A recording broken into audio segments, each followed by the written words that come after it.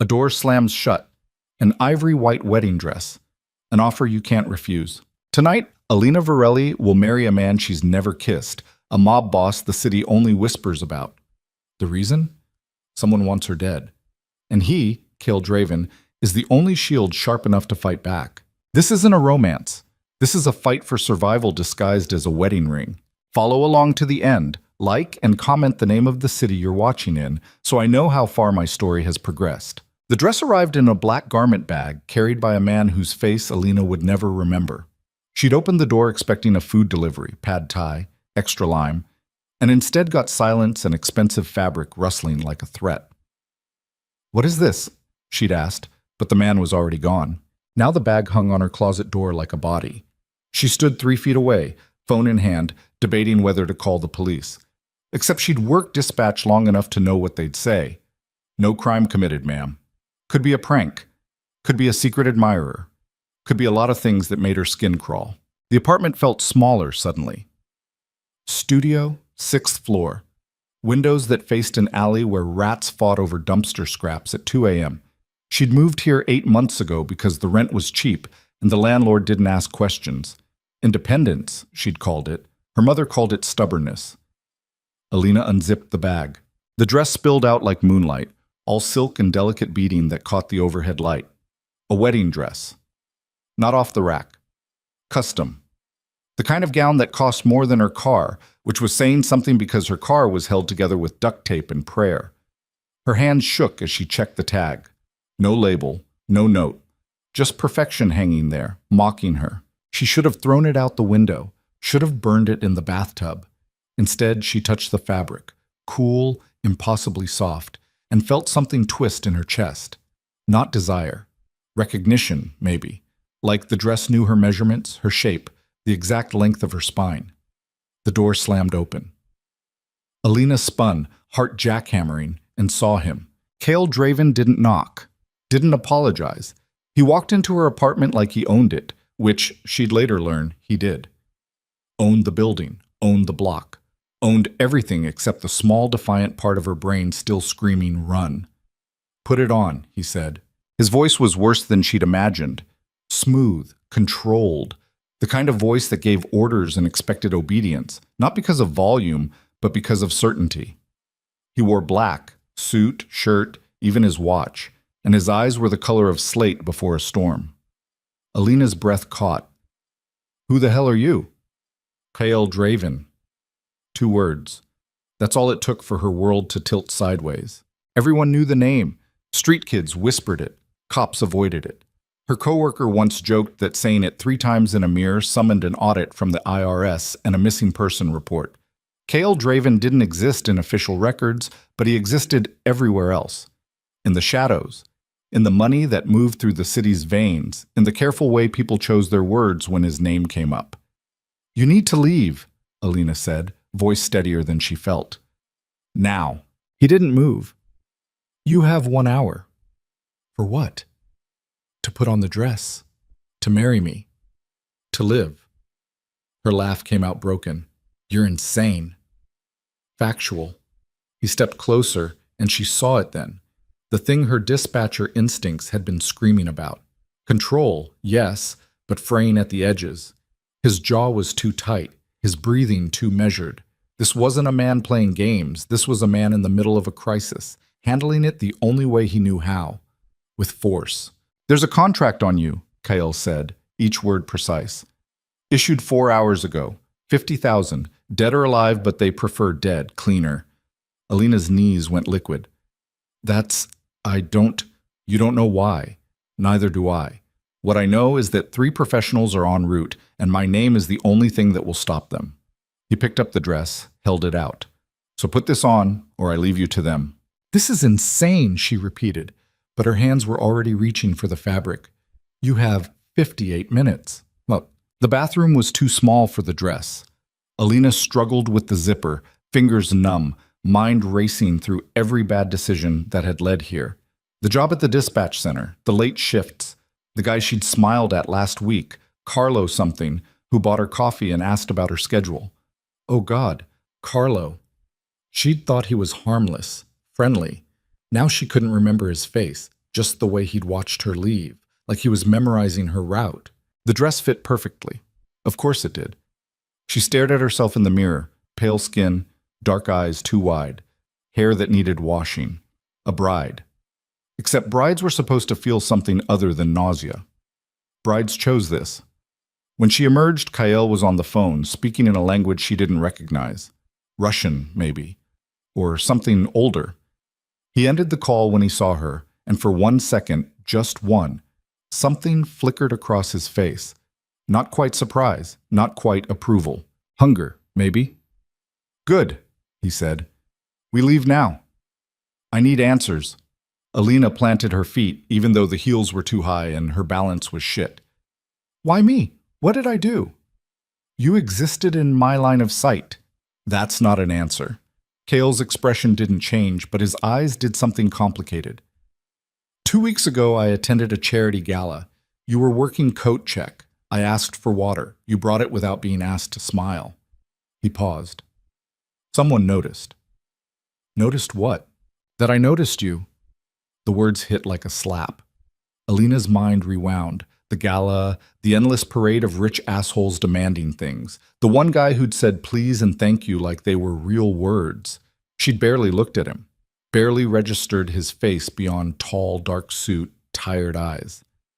And now she was going to die for it. This is insane, she said again, because apparently her vocabulary had shrunk to one useless phrase. 42 minutes. Kael opened the door. The car is waiting. The vehicle was black, bulletproof, and driven by a woman who introduced herself as Vera with the same warmth someone might say tumor. Alina sat in the back, dress pooling around her legs, while Kael made calls in that same unidentifiable language. The city blurred past. Her city. Streets she knew by heart, now foreign and hostile. They passed the dispatch center, dark windows, empty parking lot, and she felt something crack in her chest. Her life was in there. Small, maybe. Boring, definitely, but hers. Where are we going? She asked. City Hall. Judge Carmichael is waiting.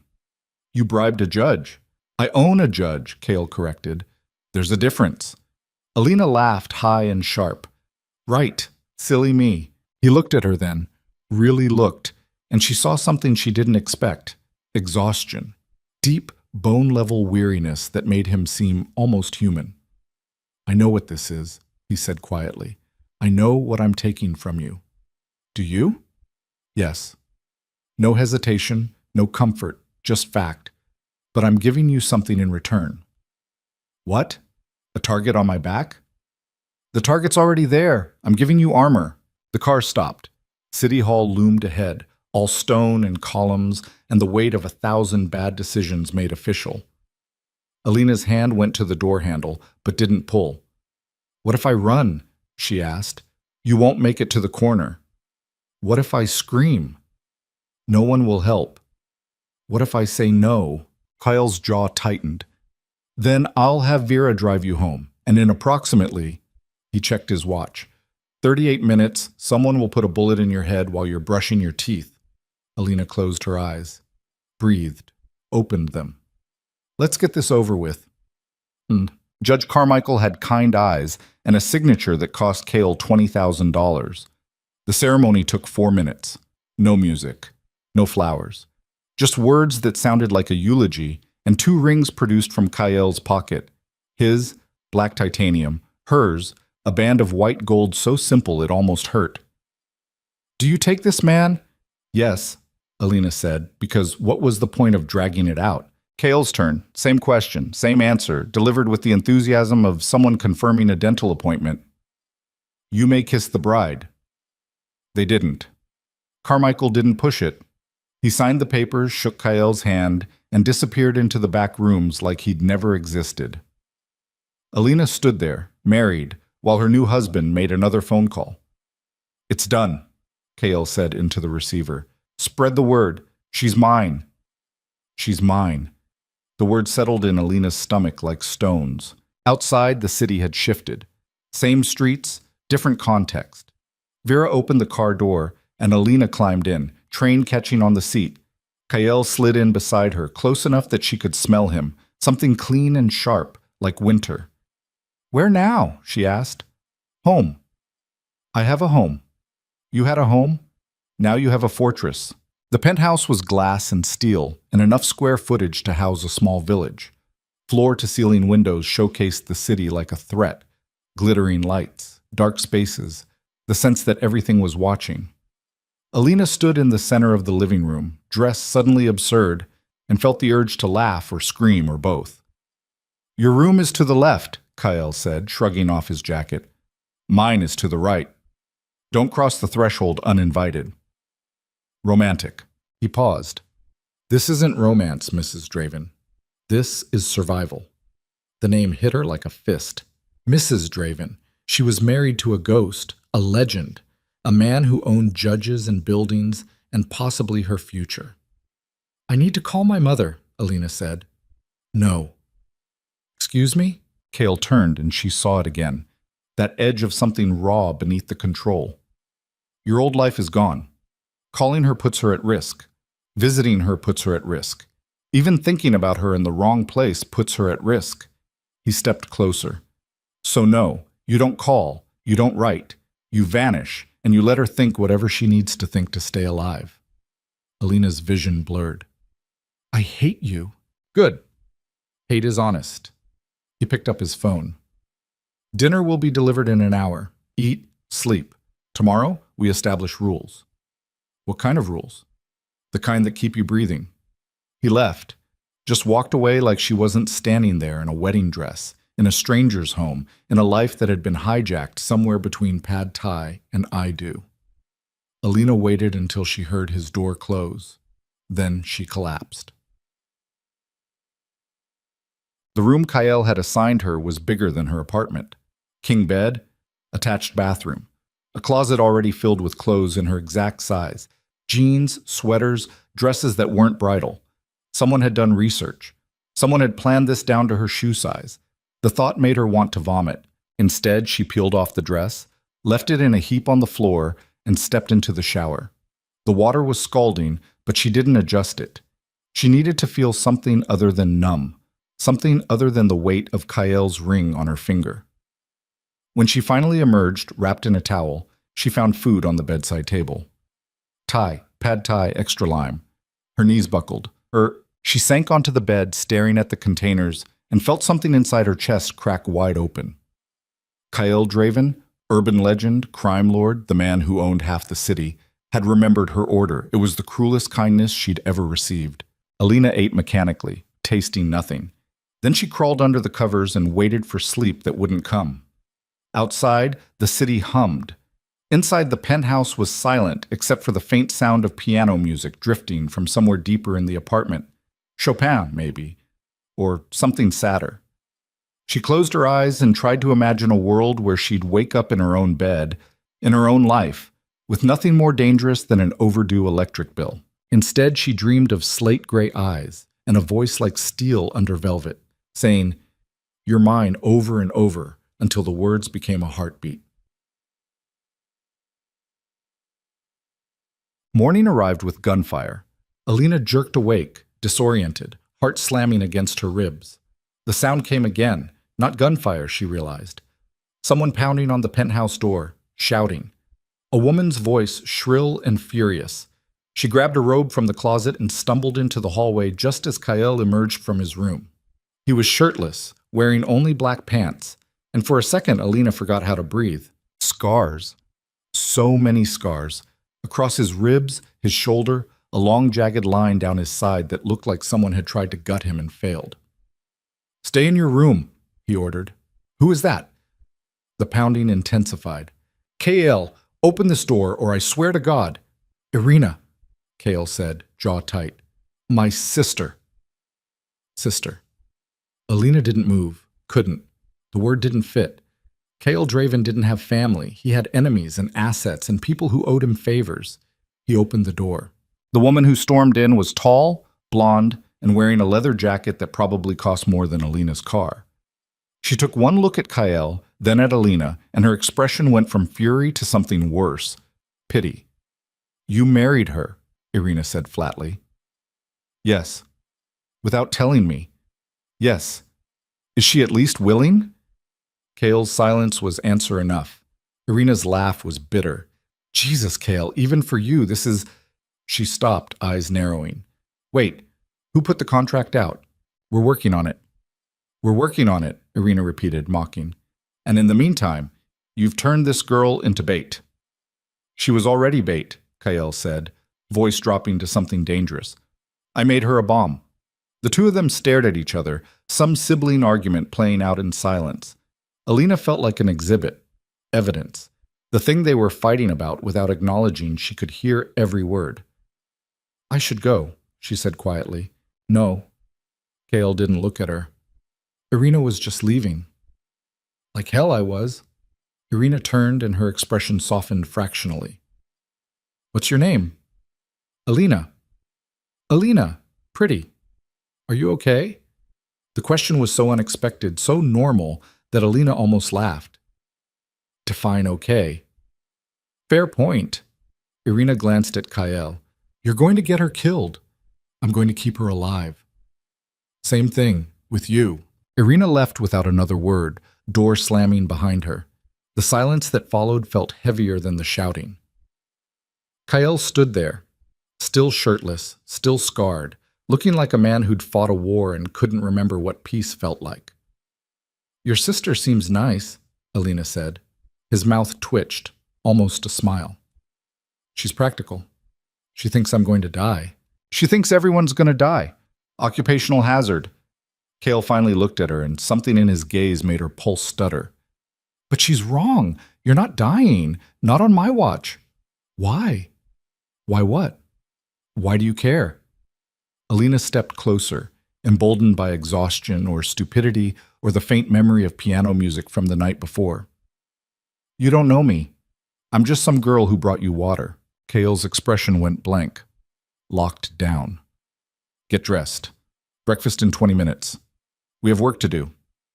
He turned and walked away, conversation over. Alina stood there, breathing hard, and realized something terrifying. She wanted him to care, wanted it to matter that he'd noticed her, wanted this to be something other than a transaction, which made her the biggest fool in the city. Breakfast was coffee and silence. Vera appeared, somehow more intimidating in daylight, and delivered a folder thick with documents. Kale spread them across the table, photos, surveillance reports, names Alina didn't recognize. These are the contractors, he said, tapping 3 faces. Mikhail Sokolov, June Park, Maria Reyes, all professionals, all en route before the marriage was official. And now? Now they're reassigned. Someone else is paying them to disappear. Alina studied the photos. Mikhail looked like a banker. June, a college student. Maria could have been anyone's aunt. They look normal. The best ones do. Kyle's finger moved to another section. This is the problem. Single photo. A man in his 50s, silver hair, expensive suit. He stood on a yacht, champagne in hand, smiling at the camera. Viktor Arseniev, Kyle said. He runs the Volkov syndicate, controls shipping, trafficking, half the judges I don't own. A pause. And he wants me dead. Why? Because I exist. Because I'm competition. Because 10 years ago I took something from him, and men like Victor don't forget. What did you take? Kale's eyes went cold. His son. The words hung in the air. Alina's coffee turned to acid in her stomach. You killed... I gave Victor's son a choice, Kale interrupted. Work for me or die in the harbor. He chose me. Victor's been patient, until now. And I'm the message. You're the weakness he thinks he's found. Alina pushed back from the table, chair scraping. So what's the plan? I hide here forever? Become some locked-up princess in your glass tower? No. Kale stood, gathering the documents. You become visible, untouchable. We make appearances, dinners, galas. We show the city that you're not just my wife. You're my line in the sand. That's insane. That's survival. He looked at her, and for the first time she saw something like respect.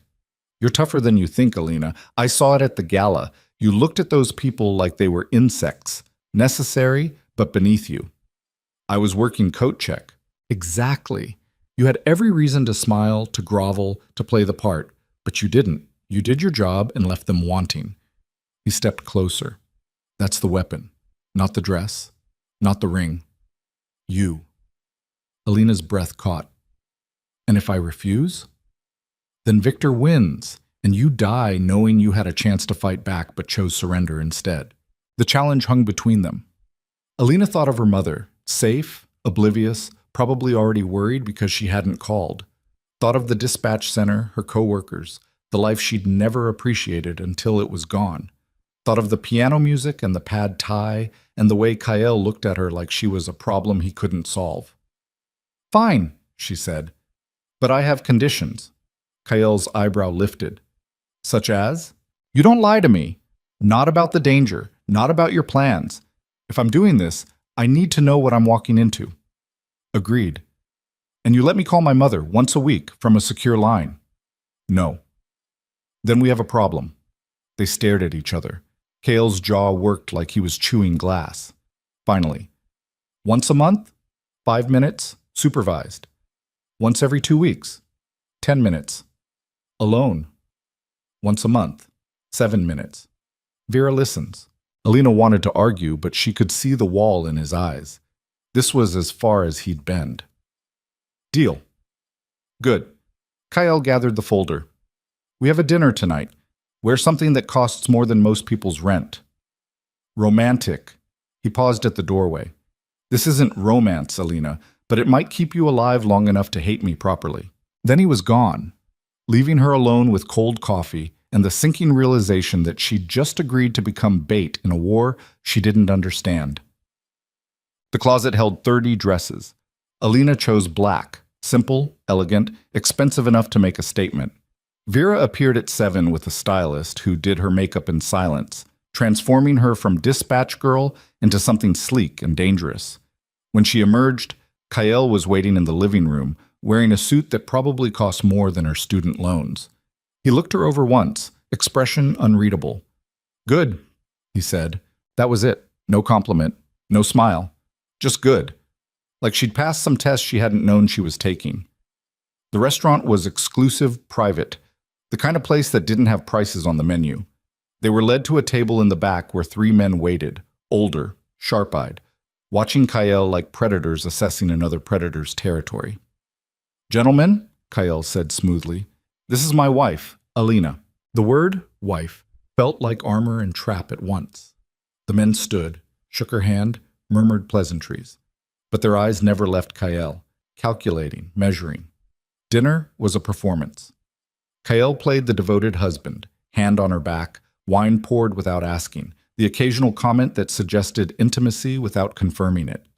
Alina played along, smiling at the right moments, laughing softly when one of the men made a joke that wasn't funny. But under the table her hands were fists. So tell me, the oldest one, Dmitri, said, leaning forward, how did you two meet? Alina felt Kyle's eyes on her, testing. At a gala, she said smoothly. I was working. He was charming. Charming, Dmitri repeated, amused. Kyle Draven. Charming. I have my moments, Kyle said, hand sliding to Alina's knee under the table. The touch was warm, possessive, calculated to look natural. It burned. The dinner stretched. Courses arrived and disappeared. Conversations turned to business, shipments, territories, things Alina didn't fully understand but memorized anyway. And through it all, Kyle's hand stayed on her leg, thumb brushing absent patterns that made her skin prickle.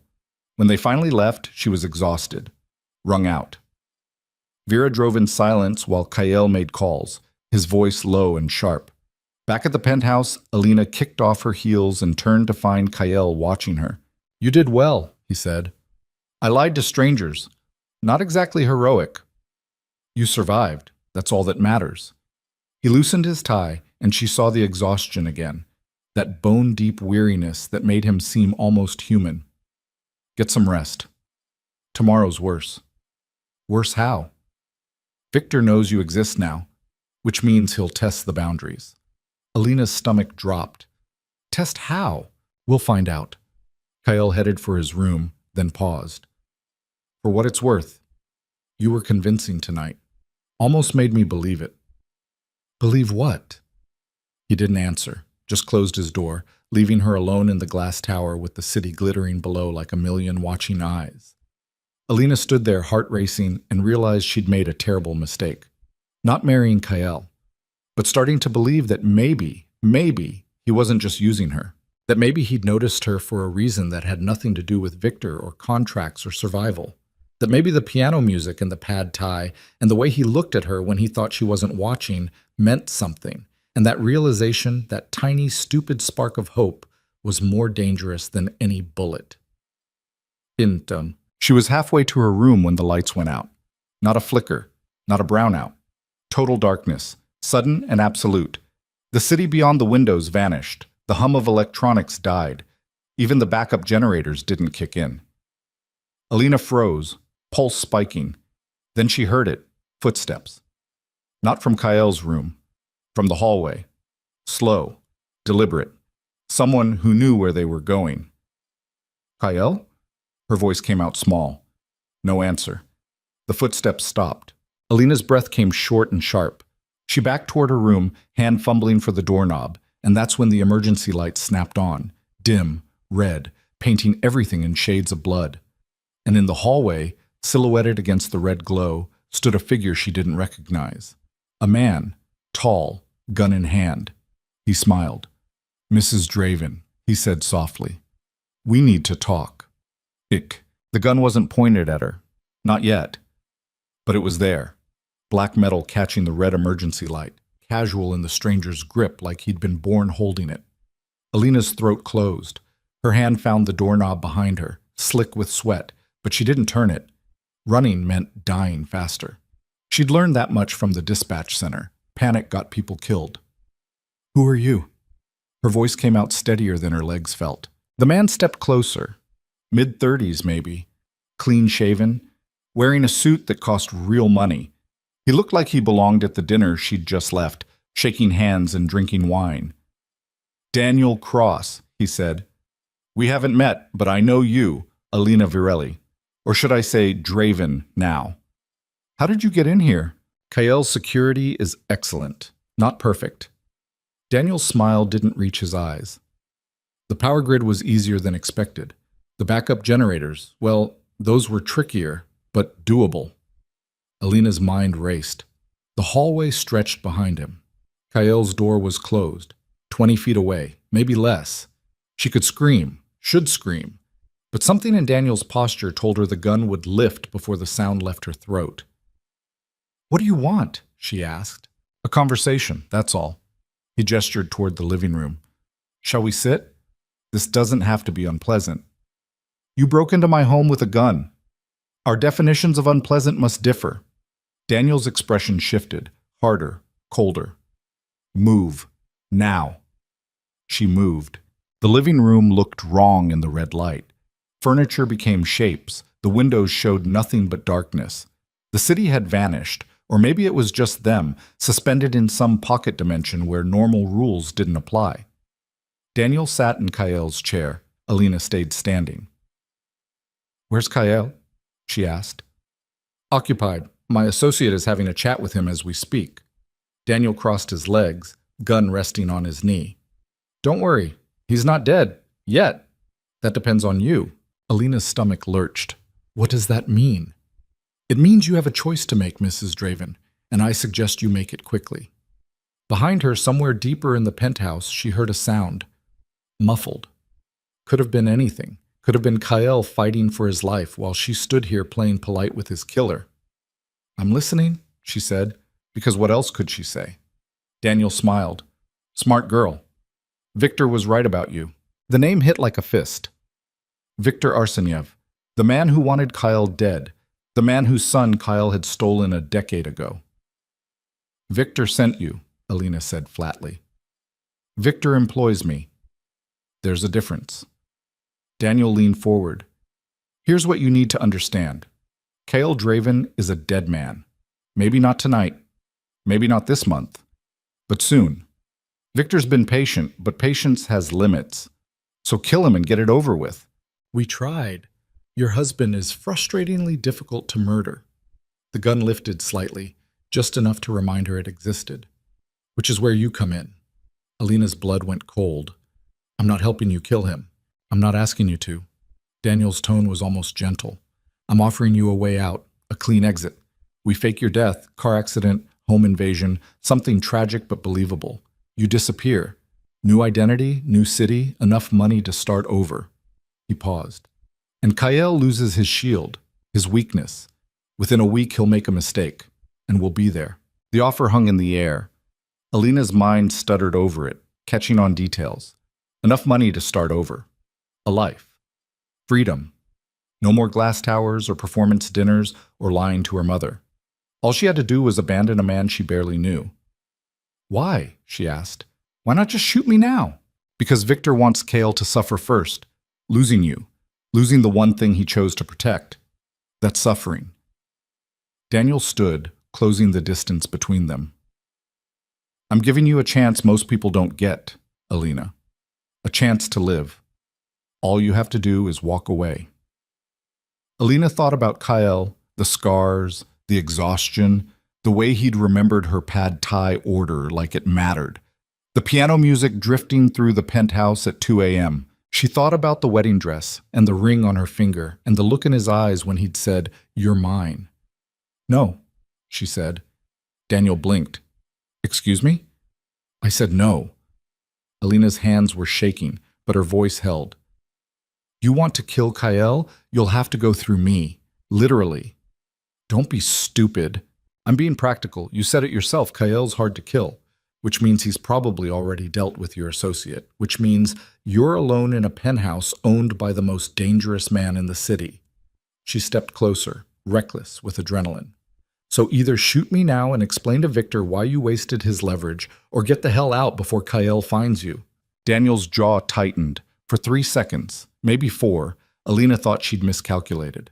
Thought the gun would rise, and that would be it, dead on the living room floor in a borrowed robe. Then Kyle's voice cut through the silence. She's right. You should leave. He stood in the hallway entrance, shirtless, bloody. His left hand pressed against his ribs where something dark seeped through his fingers. His right hand held a gun, bigger than Daniel's, steadier. Kyle, Daniel said carefully. This doesn't have to... The shot was deafening in the enclosed space. Daniel jerked backward, red blooming on his shoulder. He hit the floor hard, gun skittering across the marble. Alina didn't move. Couldn't. Her ears rang. Her vision tunneled. Kale walked forward, limping slightly, and kicked Daniel's gun away. Then he looked at Alina, and something in his expression made her knees buckle. You should have taken the deal, he said quietly. What?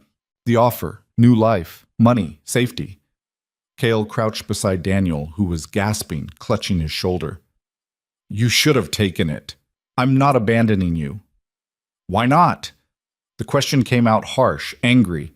You don't owe me anything. I dragged you into this, forced you into a marriage you didn't want, turned your life into a target. He pressed his gun against Daniel's temple. So why the hell didn't you run when you had the chance? Alina's throat closed. Because she didn't have an answer. Or she did, but it was too stupid to say out loud. Because the piano music mattered. Because the pad thai mattered. Because somewhere between the wedding dress and tonight, she'd stopped seeing Kyle as a captor and started seeing him as, Where's the other one?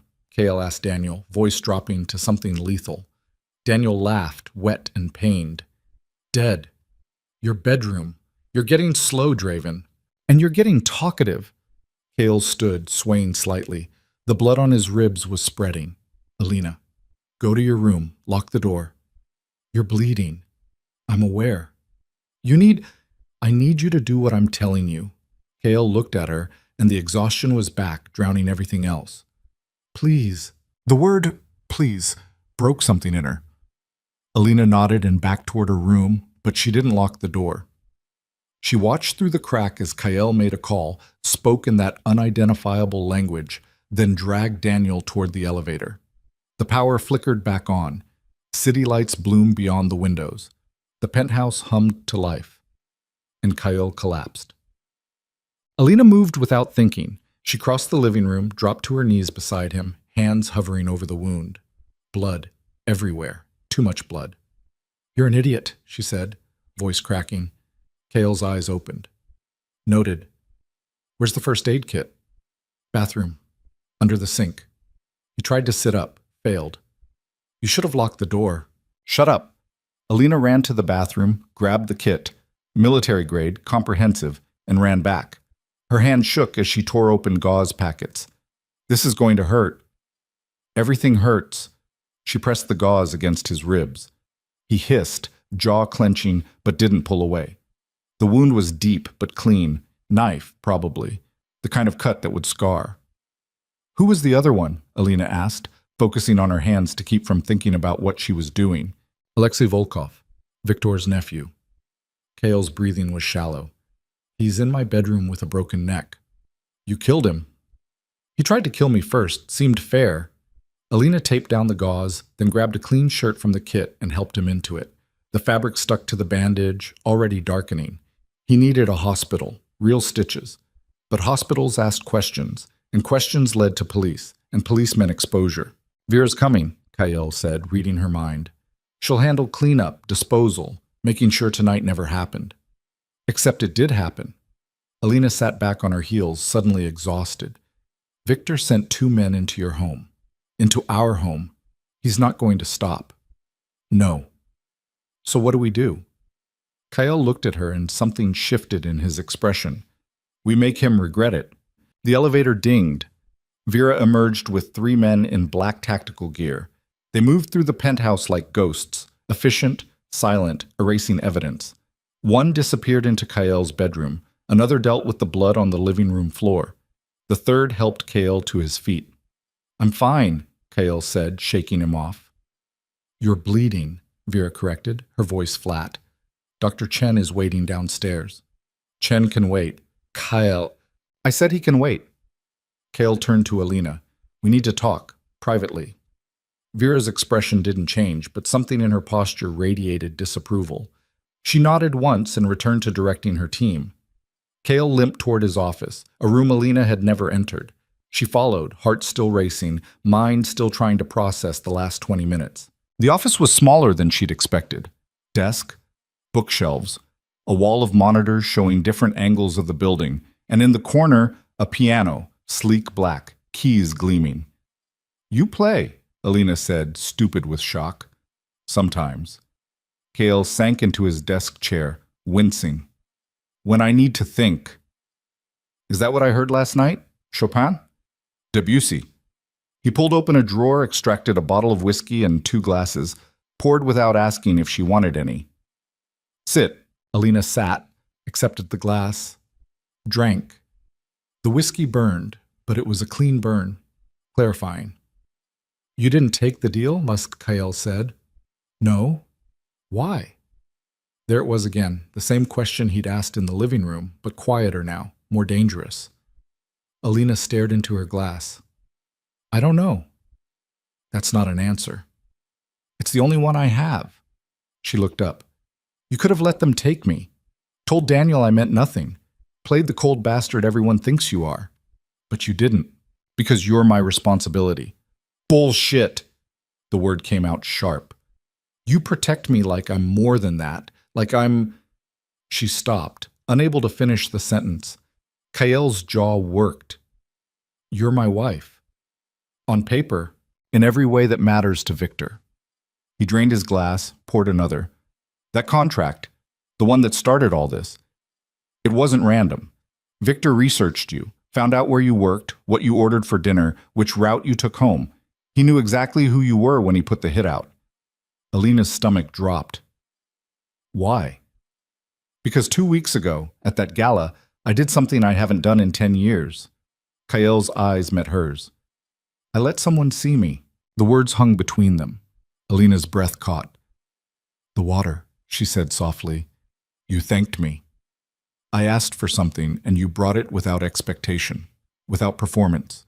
You treated me like a person, not a transaction. Kael's hand tightened on his glass. And Victor's people were watching. They saw it. Saw me notice you. And they knew, his voice roughened. They knew it was the first crack in a decade of armor. Alina's chest ached. So this is my fault. No. The word came out hard. Final. This is Victor's fault. This is my fault for being careless, but not yours. Never yours. Then whose fault is it that I'm sitting here married to a man who kills people in his bedroom? Mine. No hesitation. All mine. The honesty gutted her. Alina stood, paced to the piano, pressed a key. Middle C, pure and clear. I should hate you. You should. I should have taken that deal. Should have run. Should have... She turned. But I didn't. And I don't know what that makes me. Kael stood slowly, crossed to her. He was close enough that she could see the exhaustion carving lines around his eyes. Close enough that she could smell blood and whiskey and something underneath that was just him. It makes you dangerous, he said quietly, because now I have something to lose. His hand lifted, hovering near her face. Not touching, just there, trembling slightly like he was fighting the urge to close the distance. Alina's heart hammered. Kael... The monitors beeped. Both of them turned. On screen 3, a car pulled up to the building entrance. Black sedan, tinted windows. Expecting someone? Alina asked. Kael's expression went dark. No. He moved to the desk, pulled up additional camera angles. The sedan's doors opened. 4 men emerged, suits, earpieces, the kind of coordinated movement that screamed professional. Vera, Kael said into his phone, we have visitors. On the monitor, the men entered the lobby. The night guard, one of Kael's people, stepped forward to intercept. Words were exchanged. Then one of the visitors showed something, a badge maybe, and the guard stepped back. Who are they? Alina asked.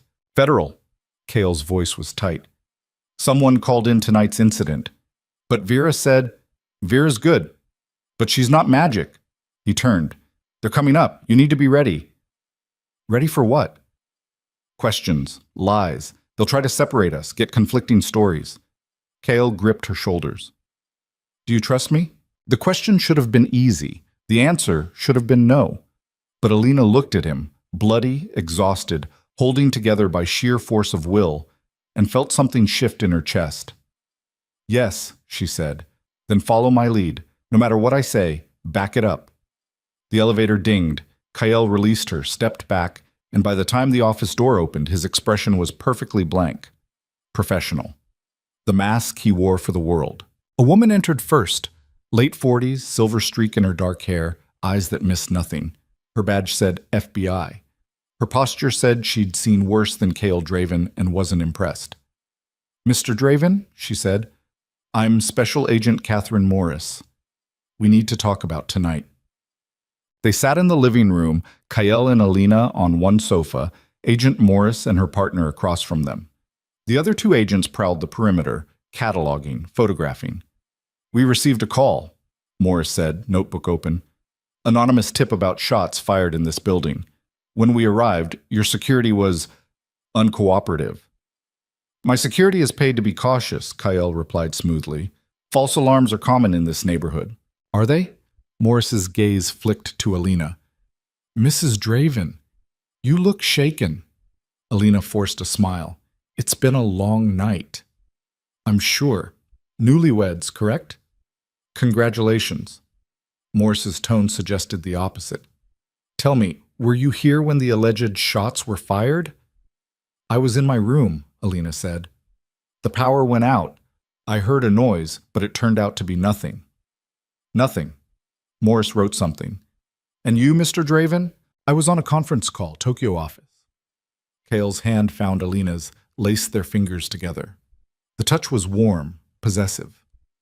When the power failed, I checked the backup systems. Standard procedure. You're bleeding. Every eye in the room turned to Kael's ribs, where red had seeped through his shirt despite the bandage. Accident, Kael said. Cut myself on a filing cabinet during the blackout. Clumsy.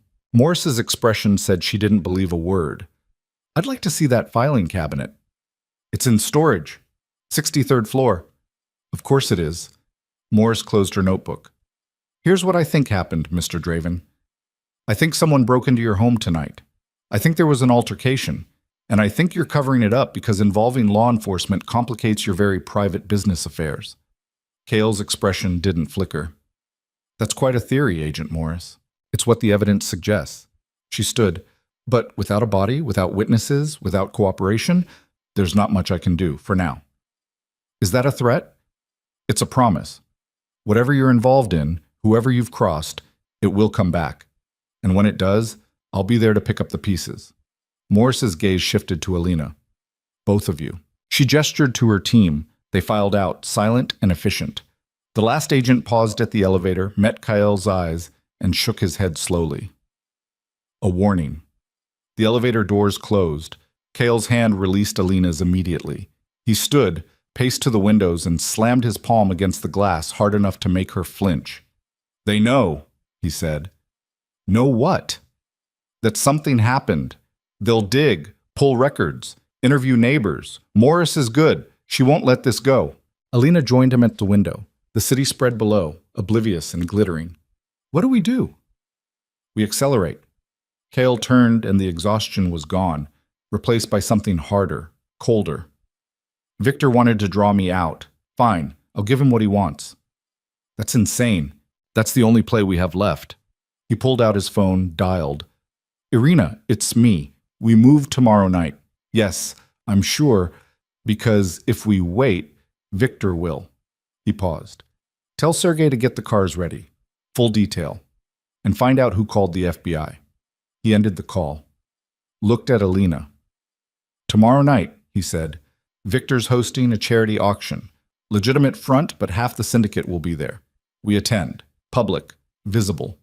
We show him that tonight didn't work. You want to walk into a room full of people who want you dead. I want to walk in with you on my arm and make Victor understand that you're not a weakness. Kael's eyes burned. You're a declaration of war. Alina should have been terrified, should have grabbed her phone, called Agent Morris, begged for witness protection. Instead, she heard herself say, What do I wear? Kael's mouth curved, not quite a smile, but close. Something red said. The next day crawled. Kael disappeared into his office for hours, making calls, planning. Vera came and went, updating him in clipped Russian. Dr. Chen arrived, stitched Kael's ribs properly, and left with a warning about infection that Kael ignored. Alina tried to call her mother. Vera intercepted her in the hallway, hand out. Phone. It's been 2 weeks. We agreed.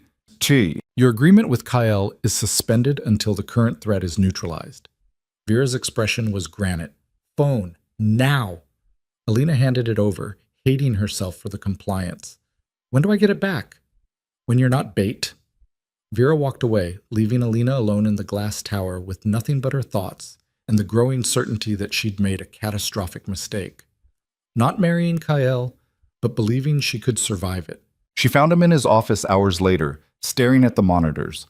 On screen, various angles of a warehouse. Empty. Dark.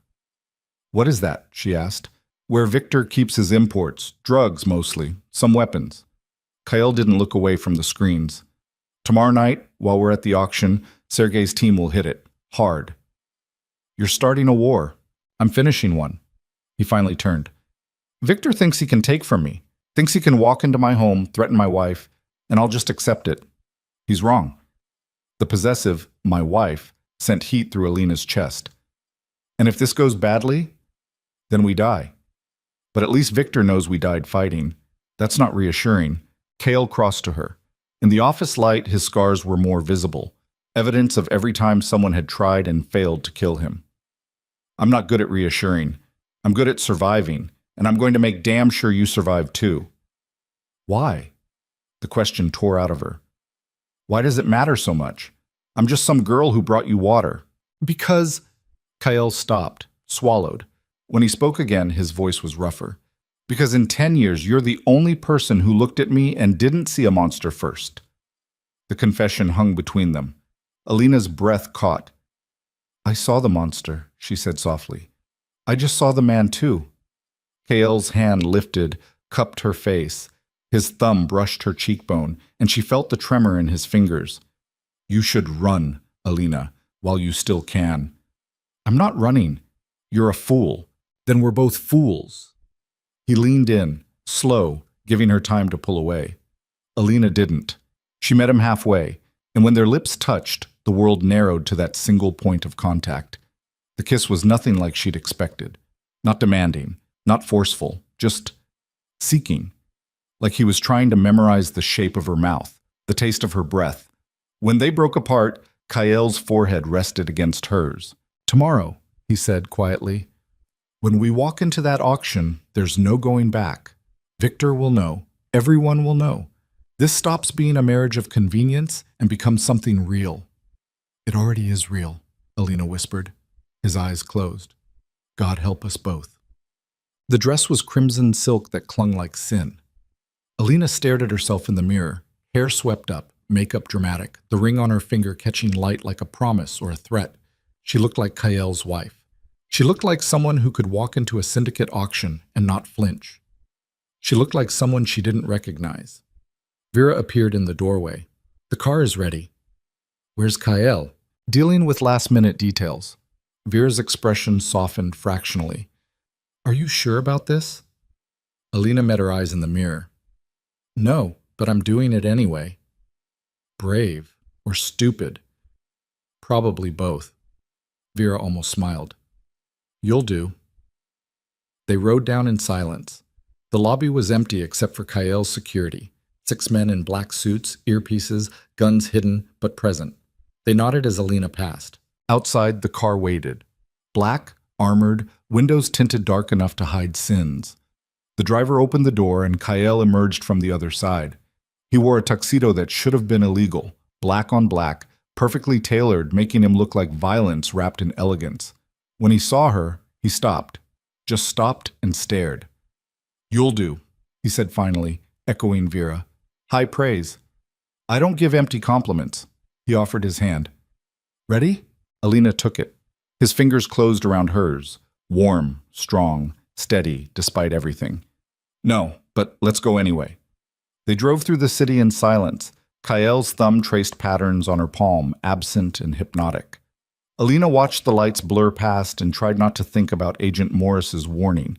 It will come back, and when it does, I'll be there to pick up the pieces. The auction was held in the Grand Bellevue. Old money, older secrets. Valets took the car. Security checked invitations. And then they were inside, surrounded by crystal and champagne, and people wearing smiles that didn't reach their eyes. Alina felt every gaze that landed on her, felt the whispers start, spreading like fire. That's her. Draven's wife, the girl from nowhere. Kael's hand settled on her lower back, possessive and grounding. "Breathe," he murmured. "I'm breathing." "You're holding it. Breathe." She did, slow and deliberate. The room came back into focus. And that's when she saw him. Viktor Arseniev stood across the ballroom, champagne in hand, surrounded by men who looked like they crushed bones for cardio. He was older than his photos, silver hair, sharp suit, eyes like frozen lakes. He smiled when he saw them, raised his glass in a mock toast. Kael's hand tightened on Alina's back. "Stay close." "What's he doing?" "Testing, seeing if we'll approach or retreat." "What do we do?" Kael's jaw set. "We advance."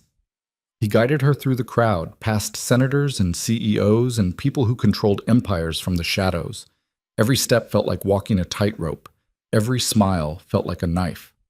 Viktor didn't move, just waited, predator patient, as they closed the distance. "Kael," he said when they were close enough. His accent was thick, Russian vowels wrapped around English consonants. "What a pleasant surprise." "Viktor." Kael's tone was neutral, dead.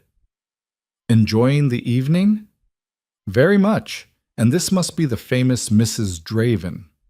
Viktor's gaze slid to Alina, lingering. "Lovely. I see why you were willing to break tradition." "Tradition is overrated," Kael said. "Is it?" Viktor's smile sharpened. "I find tradition comforting, reliable. It tells us who we are, what we're capable of." He paused. "What we're willing to sacrifice." The threat was subtle but clear. Alina felt it like a blade against her throat. "I sacrifice nothing," Kael said quietly. "I protect what's mine." "Ah, yes. Protection." Viktor's expression turned thoughtful. "Tell me, how is your sister? Irina, yes? I hear she's been quite busy lately." Kael went very still. "Leave her out of this." "Out of what?" "I'm simply making conversation." Victor sipped his champagne. Though I did hear about a most unfortunate incident last night. Power outage, confused security. Such a shame. Accidents happen. Indeed they do. Victor's eyes glittered. Especially to those who overextend themselves, who claim more territory than they can hold, who mistake temporary alliances for permanent shields. He looked directly at Alina when he said it. Kale's hand moved to her waist, pulling her closer. The message was clear. She's mine. Touch her and die. Victor laughed, low, genuine. You always were predictable, Kyle. It's your greatest weakness. And you always talk too much. It's yours. The two men stared at each other. Around them, the party continued. Music, laughter, the clink of glasses.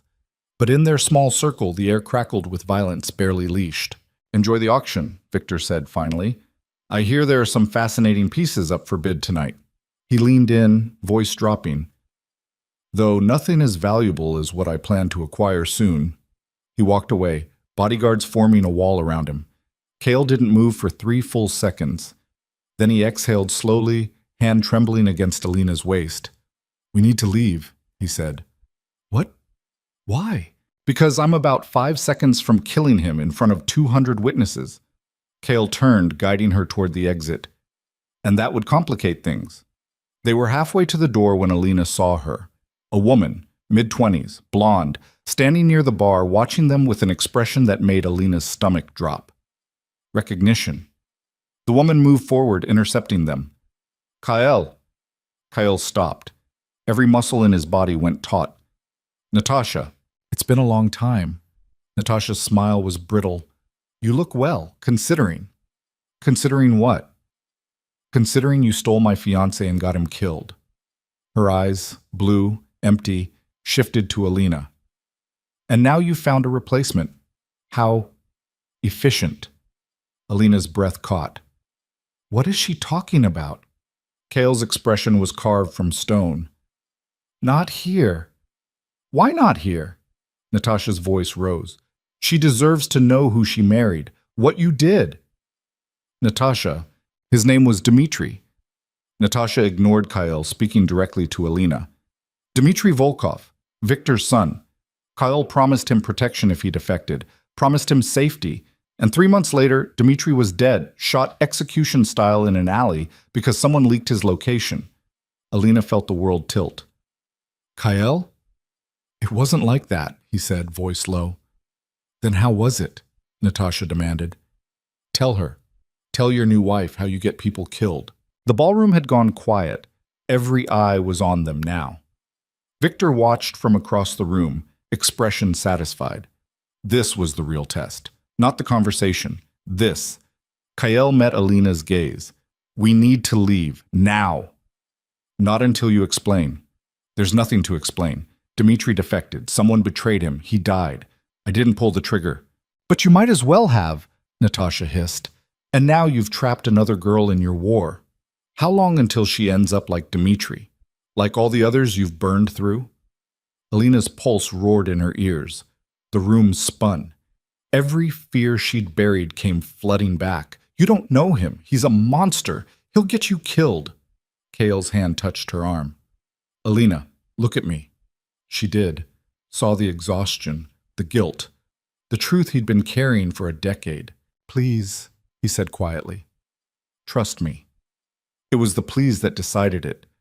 Alina turned to Natasha. I'm sorry for your loss, but Kyle isn't the man who killed your fiancé.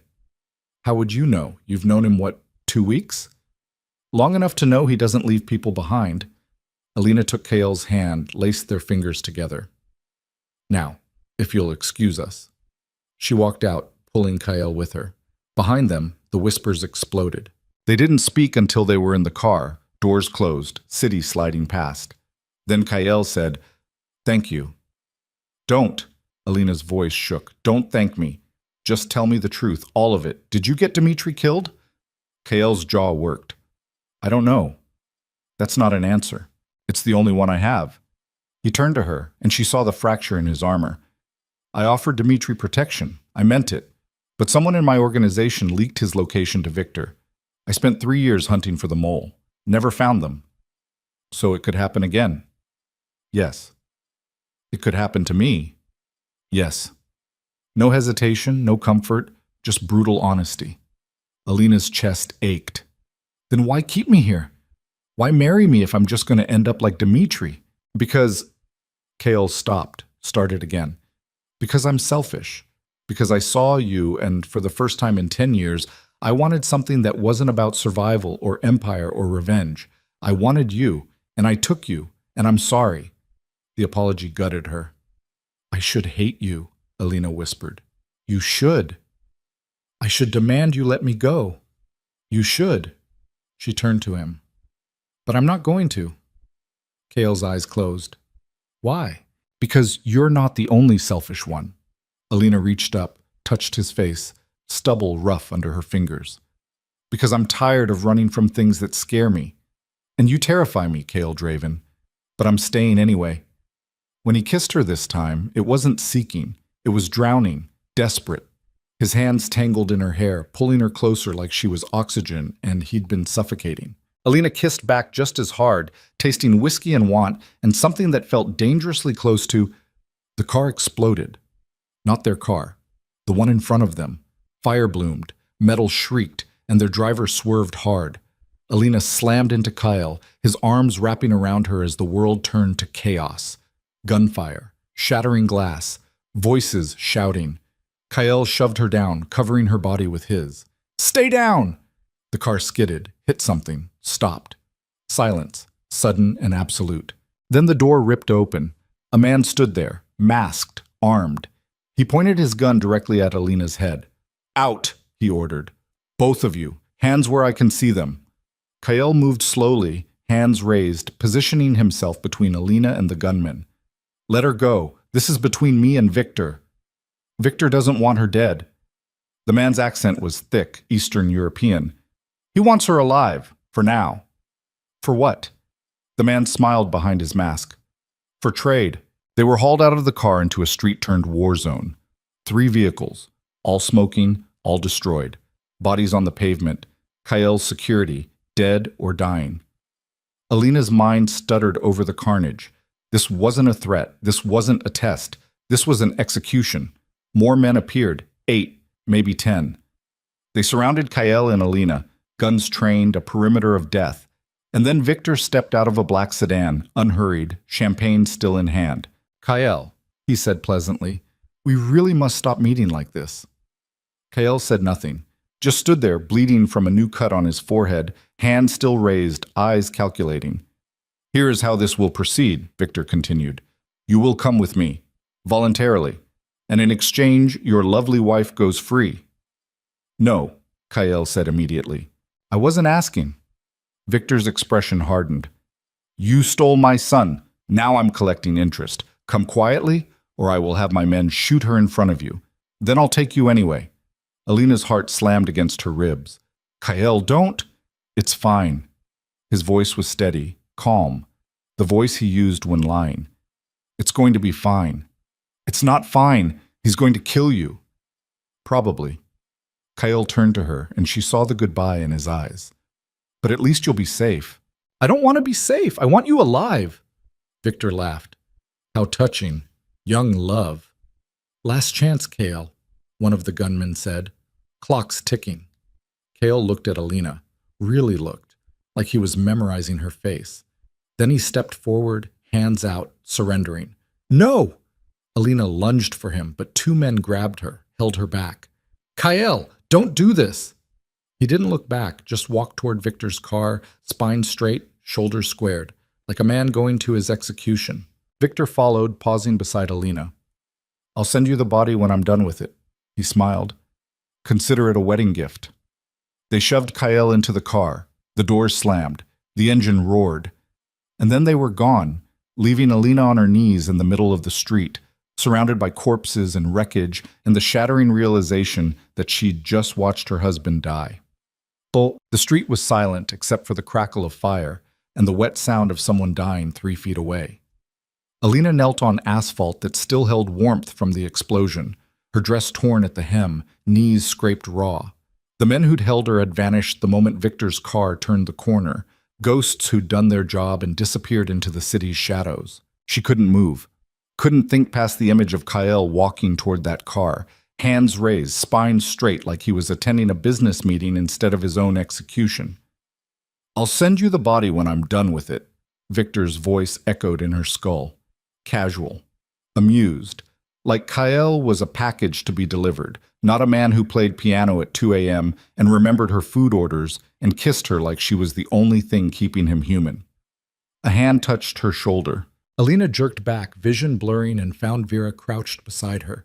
The woman's face was smeared with blood. Not hers, from the look of it, and her gun was still in her hand. "We need to move," Vera said. No emotion, just fact. "They took him." Alina's voice came out broken, foreign. "I know. We have to—" "What? Chase them? Storm Victor's compound with nothing but rage and a torn dress? We have to get him back." Vera's expression didn't change. "Stand up." "What?" "Stand up!" Vera gripped Alina's arm, hauled her to her feet. "You can fall apart later. Right now, you move or you die." The bluntness cut through the shock. Alina stumbled forward, legs shaking, as Vera guided her toward a car that had somehow survived the ambush. The driver was slumped over the wheel, neck at an angle that meant death. Vera shoved the body into the passenger seat without ceremony and slid behind the wheel. "Get in." Alina climbed into the back. The leather was sticky with something she didn't want to identify. Around them, sirens wailed, distant but getting closer. Police. Ambulances. People who would ask questions Alina couldn't answer. Vera drove like she was fleeing hell itself. The city blurred past. Lights, buildings, people who didn't know that somewhere in the darkness, a man was being tortured for the crime of noticing the wrong woman. "Where are we going?" Alina asked. "Safe house. Irina's there." Irina. Kale's sister, the woman who'd looked at Alina with pity and called this inevitable. "Does she know?" "She will." Vera's hands were white-knuckled on the wheel. "She always knows." They drove in silence. Alina stared at her hands, scraped, bloody, the wedding ring catching streetlight like an accusation. 2 weeks ago, she'd been nobody. Dispatch operator, invisible, safe. Now she was Mrs. Draven. Target, widow. No, not widow. Not yet. He's not dead. Can't be dead. But the certainty felt hollow. Victor hadn't taken Kyle for conversation. He'd taken him for revenge. For the son Kyle had stolen, the empire Kyle had threatened, the decade of humiliation that needed blood to balance. The safe house was a brownstone in a neighborhood Alina didn't recognize. Vera pulled into an alley, killed the engine, and sat for 3 seconds with her eyes closed. "Are you hurt?" Alina asked. "No." "The blood isn't mine." Vera opened her eyes. "3 of my team are dead, 4 more wounded. This was a coordinated strike, professional.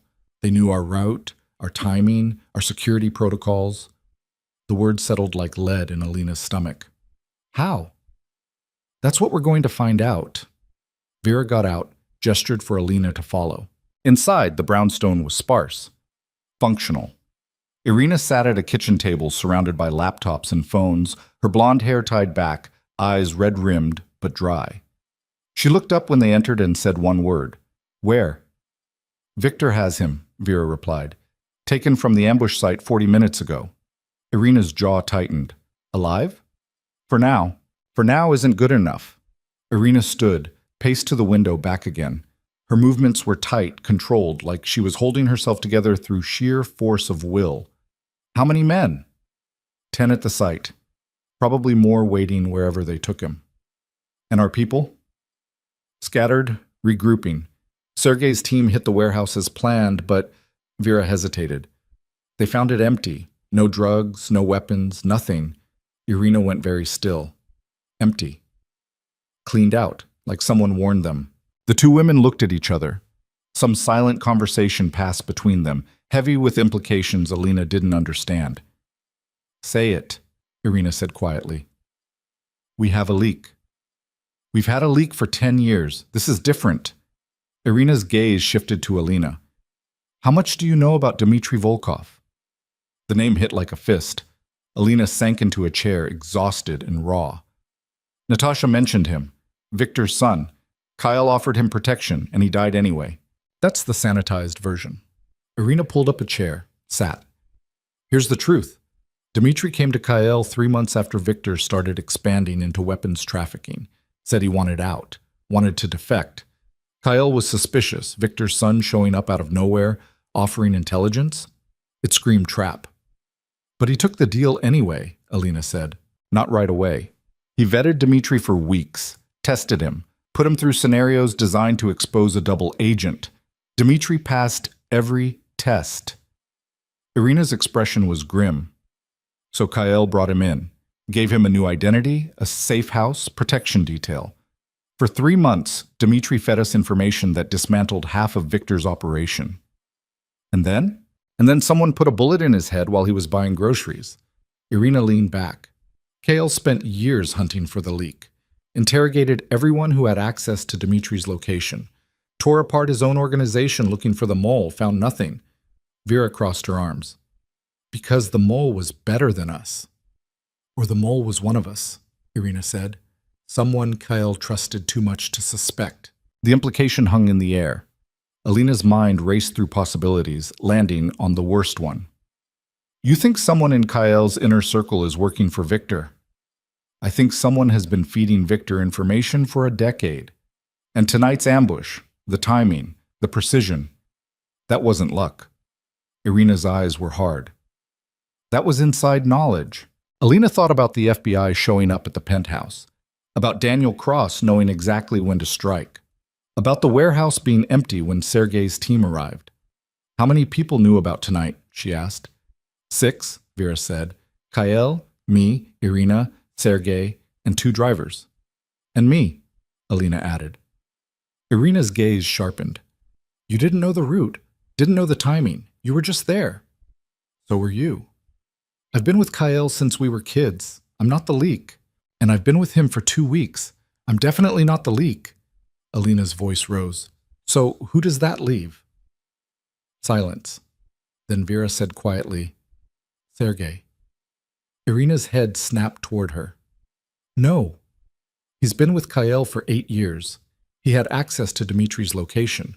He knew tonight's route, the warehouse plan, everything. Sergei would die for Kyle. People said the same thing about Dmitri. Vera's tone was flat. And look how that ended. Irina stood, paced again. Her hands were shaking, barely visible, but there. If it's Sergei, then we've lost.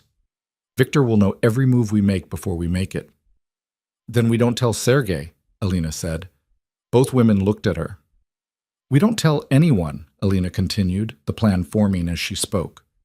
We find out where Victor's holding Kyle, we go in, and we don't involve anyone who might be compromised. That's suicide, Irina said. Victor's compound is a fortress, armed guards, surveillance, kill zones, designed specifically to stop rescue attempts. Even with Kyle's full team, we'd be outgunned. So we don't go in guns blazing. Alina stood, ignoring the protest from her scraped knees. We go in quiet, smart. We use Victor's arrogance against him. How? He thinks I'm helpless, thinks I'm just some girl Kyle picked up. He offered me a deal, disappear, get money, live. Alina met Irina's eyes. What if I take it? Understanding dawned on Irina's face. You want to offer yourself up. I want to trade me for Kyle. Victor won't go for it. He has what he wants. Does he? Alina's mind was racing now, adrenaline clearing the shock. He has Kyle, but he doesn't have closure. He doesn't have the thing that will hurt Kyle most, watching me die. Vera made a sound, half laugh, half disbelief. You're suggesting we deliver you to Victor so he can kill you in front of Kyle. I'm suggesting we make Victor think that's what's happening. Alina turned to Irina.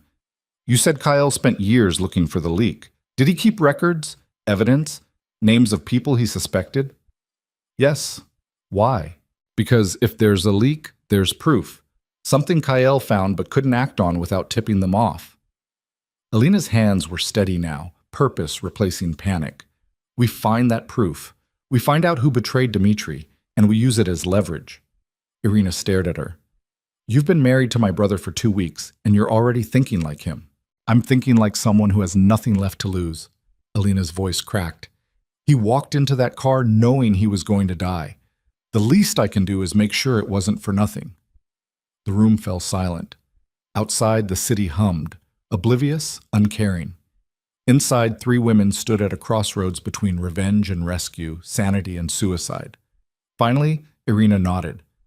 Kael's files are at the main office. Encrypted server, air-gapped from the network. Only he has access. Can you bypass it? Given time, yes. Irina checked her watch. But we don't have time. Victor will move Kael once he's done interrogating him. Could be hours, could be minutes. Then we split up, Alina said. Vera, you work on finding Victor's location. Irina, you crack that server. You'll stay here, Irina interrupted. You're not trained. You're a liability. I'm the only card we have that Victor doesn't expect. Alina's jaw set. And I'm not sitting in a safe house while Kael dies. Irina studied her. You love him. It wasn't a question, but Alina answered anyway. I don't know. Maybe. But I'm not losing him to find out. Something shifted in Irina's expression. Respect, maybe. Or pity.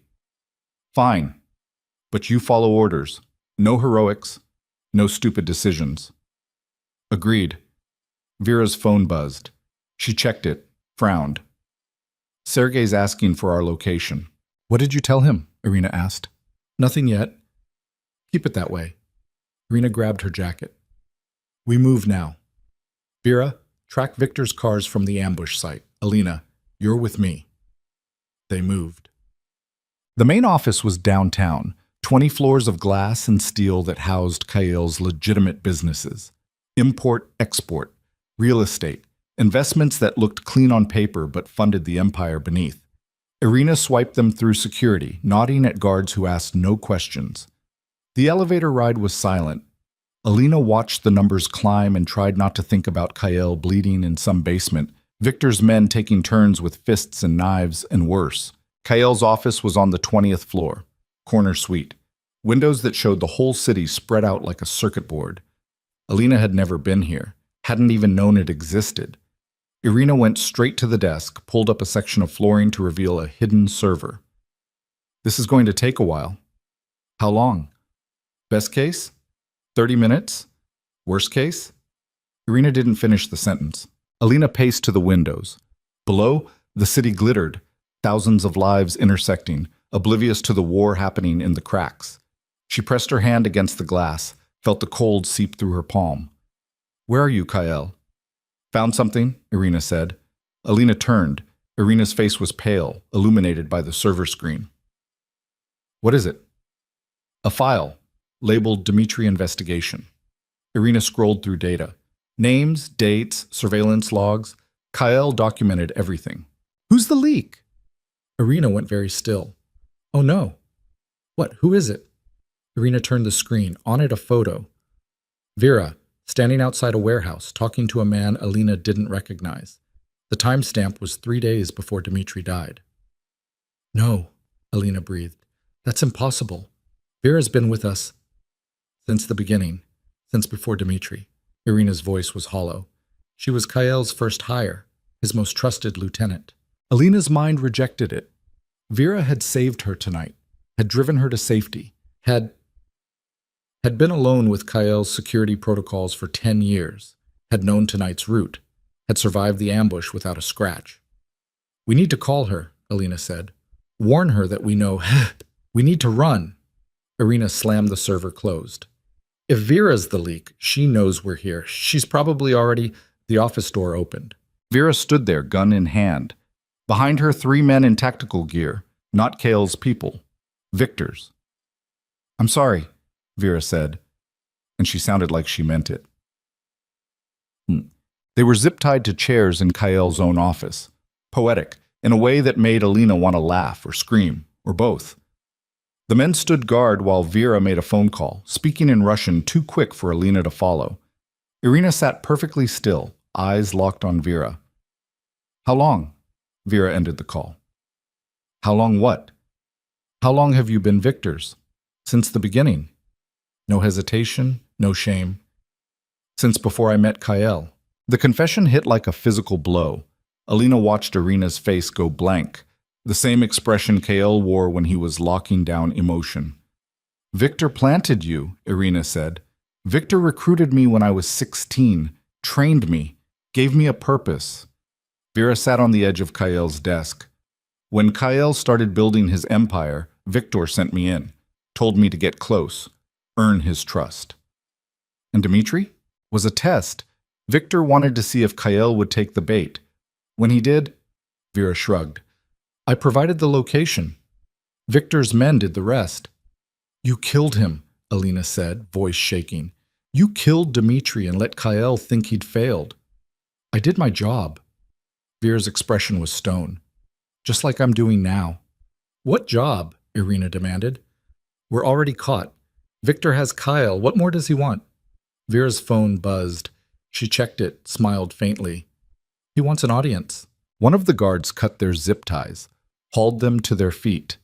They were marched to the elevator, down to the basement garage where two black SUVs waited. Where are we going? Alina asked. Vera didn't answer, just shoved her into the second vehicle and climbed in beside her. They drove through the city, away from downtown toward the industrial district where warehouses crouched like sleeping giants. Alina tried to memorize the route, but exhaustion and fear made everything blur together. Finally, they stopped. The warehouse was nondescript. Corrugated metal walls, no windows, a single rolling door that opened as they approached. Inside, the space was cavernous, empty except for a chair in the center, illuminated by a single overhead light. Kael sat in that chair. Alina's breath stopped. He was alive. Bloody, beaten, but alive. His face was a mess, split lip, swollen eye, bruises darkening along his jaw. His shirt was gone, revealing more injuries, burns, cuts, the bandage from his ribs torn away to show fresh blood, but his eyes were open, focused. And when he saw Alina, something in them broke. No, he said. Just that one word, rough and desperate. No, not her. Victor emerged from the shadows, clapping slowly, touching. Even now he thinks he can protect you. Alina was shoved forward. She stumbled, caught herself, and stood 3 feet from Kael, close enough to see the damage, close enough to smell blood and sweat and fear. You shouldn't have come, Kael said. I didn't have a choice. Alina's eyes stung. Vera brought us. Understanding flickered across Kael's face. Vera. Hello, Kael, Vera said from behind Alina. It's been a long time coming. Kael's gaze shifted to her. How much? How much what? How much did he pay you to destroy 10 years of loyalty? Vera's expression didn't change. He didn't pay me anything. I was never loyal to you. I was loyal to him. The revelation settled over Kael like a shroud. Alina watched him process it. The betrayal, the scope of it, the realization that every conversation, every plan, every moment of trust had been a lie. Dmitri, he said quietly, was Victor's son in my mission. You made it easy, honestly, so eager to believe in redemption. Vera stepped closer. Did you really think Victor would let you steal from him without consequences? I didn't steal. I offered refuge. You offered false hope. And when Dmitri died, you blamed yourself instead of looking at the person standing beside you the whole time. Vera's voice was almost gentle. That's your weakness, Kael. You see the best in people, even when they don't deserve it. Victor moved into the light. Enough philosophy, let's get to business. He gestured to his men. Bring the girl. Hands grabbed Alina. She fought, useless, reflexive, but they dragged her forward and forced her to her knees beside Kael's chair. Here's what happens now, Victor said. You both die. But first, you watch each other break. I want you to understand, Kael. Everything you built, everyone you trusted, it was all a lie. Your empire is ash. Your love is a joke, and your death will be slow enough that you'll beg for it. Kael's hands were zip-tied to the chair arms. He pulled against them, blood running down his wrists. Let her go. This is between us. No, this is about consequences. Victor crouched beside Alina. Tell me, girl, do you regret it? Saying no to Daniel's offer? You could be free right now, safe. Alina met his eyes. Go to hell. Victor laughed. Eventually. But first, he pulled a knife. Let's see how long it takes before Kael stops loving you. The knife moved toward Alina's face, and Kael went wild. Kael saw. He thrashed against the restraints, chair rocking, tendons standing out on his neck. Stop! Victor, please! Take me! Do whatever you want! Just let her go! There it is, Victor said softly. The begging. I've waited 10 years to hear it. The knife touched Alina's cheek, cold, sharp. She didn't move, didn't breathe. Wait. Everyone turned. Irina stood in the doorway, hands raised. You want consequences, Victor? Let's talk about your son. Victor's expression went dark. Careful, girl. Dmitri didn't want to defect, Irina's voice carried across the warehouse. He wanted to destroy you. That's why he came to Kael, not for protection, but for weapons, for connections. He was planning a coup. Lies. I have the emails, the bank transfers, everything Dmitri hid from you because he knew you'd kill him for it. Irina pulled out a phone. Want to see? Victor's hand trembled. Show me. Irina approached slowly, handed over the phone. Victor scrolled through it, face going pale. No, he whispered. This is fabricated. It's real. Dmitri hated you, hated what you turned him into. He was going to take your empire and burn it down. Irina's smile was cold. Kael didn't kill your son, Victor. You did, by being the kind of father worth betraying. For 5 seconds, the warehouse was silent. Then Victor screamed. He lunged at Irina, knife raised. But Irina was faster. She dropped, rolled, and came up with a gun pulled from an ankle holster. The shot was deafening. Victor staggered back, hand pressed to his shoulder, blood seeping through his fingers. Chaos erupted. Victor's men opened fire. Irina dove behind a crate. Vera pulled her own weapon, but her aim was split, protect Victor or kill Irina. In the confusion, Alina grabbed the knife Victor had dropped, sawed through Kael's zip ties with shaking hands. Can you walk? She asked. Kael stood, stumbled, caught himself. Define walk. Fast enough to not die. Then yes. He grabbed her hand. Run. They ran. Behind them, gunfire echoed. Irina shouted something in Russian. Vera returned fire. But Alina didn't look back. She just followed Kael through the warehouse, weaving between crates and machinery toward a fire exit that glowed red in the darkness. They burst into an alley. Cold air. Rain that had started falling without Alina noticing. Kael collapsed against the wall, breathing hard. We need to move. Where? Anywhere. Everywhere. Victor's organization will hunt us. Vera knows all our safe houses. He looked at her, and she saw the despair in his eyes. We've lost, Alina. Everything. We're alive. For now. Alina grabbed his face, forced him to look at her. Then we use for now. We disappear. We rebuild. We figure out who we can trust and we burn the rest to the ground. You should run, Kael said. Get as far from me as possible. I'm done running. Her hands were steady now, clear. You're stuck with me, Draven, for better or worse. Isn't that what the vows said? Kael's laugh was broken. We didn't say vows. We barely said, I do. Then let's say them now. Alina leaned in, pressed her forehead to his. I, Alina Varelli, take you, Kael Draven, psychopath, crime lord, and the most frustrating man I've ever met, to be my partner in this absolute disaster. Until death, or Victor, whichever comes first. His hand touched her cheek. That's the worst vow I've ever heard. Say it back anyway. Kael stopped. His expression shifted. Alina, move. What? He shoved her aside. The bullet hit him instead. Kael went down, red blooming across his chest, high, near the shoulder, but too much blood. Too fast. Vera stood at the alley entrance, gun raised. I'm sorry, she said again, but this is how it has to end. She aimed for Alina, and Irina shot her from behind. Vera dropped, gun clattering to the pavement. Irina emerged from the warehouse, limping, bleeding from a graze on her arm. Is he alive? She asked. Alina knelt beside Kael. His eyes were open but unfocused. Blood poured from the wound, too much to stop with just her hands. Stay with me, she begged. Kael, stay with me. His lips moved. She leaned closer. Run, he whispered.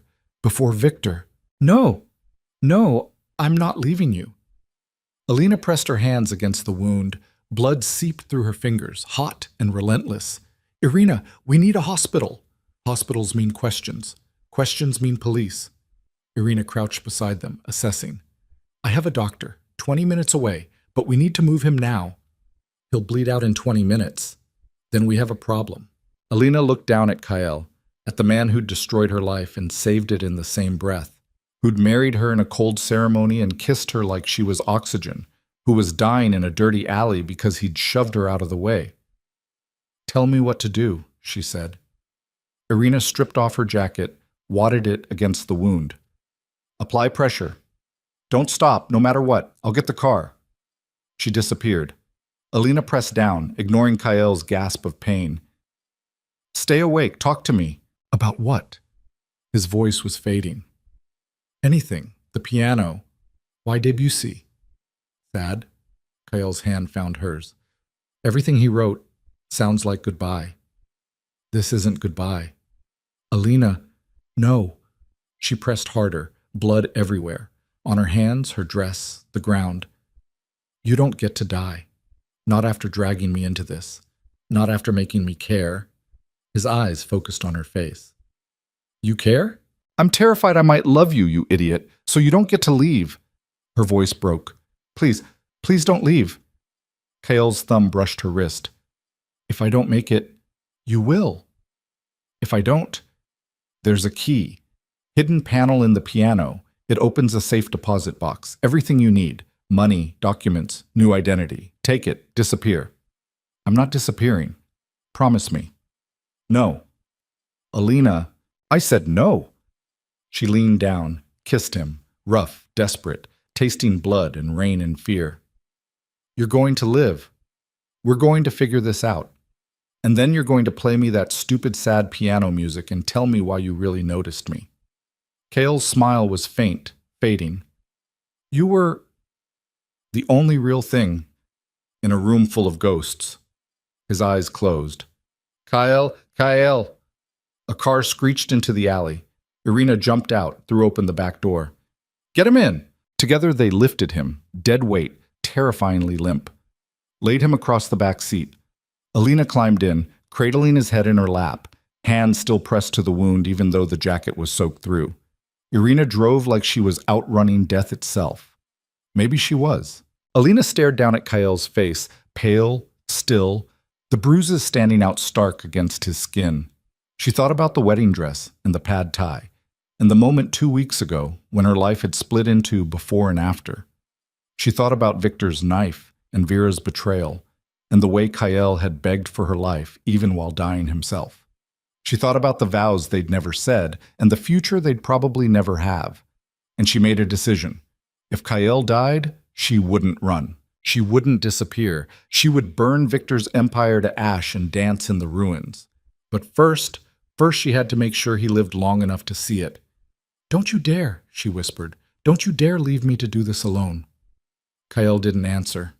The city blurred past, and in the back seat of a stolen car, covered in blood that wasn't hers, Alina Varelli, dispatch operator, accidental wife, and the most dangerous thing Viktor Arseniev had ever underestimated, held on.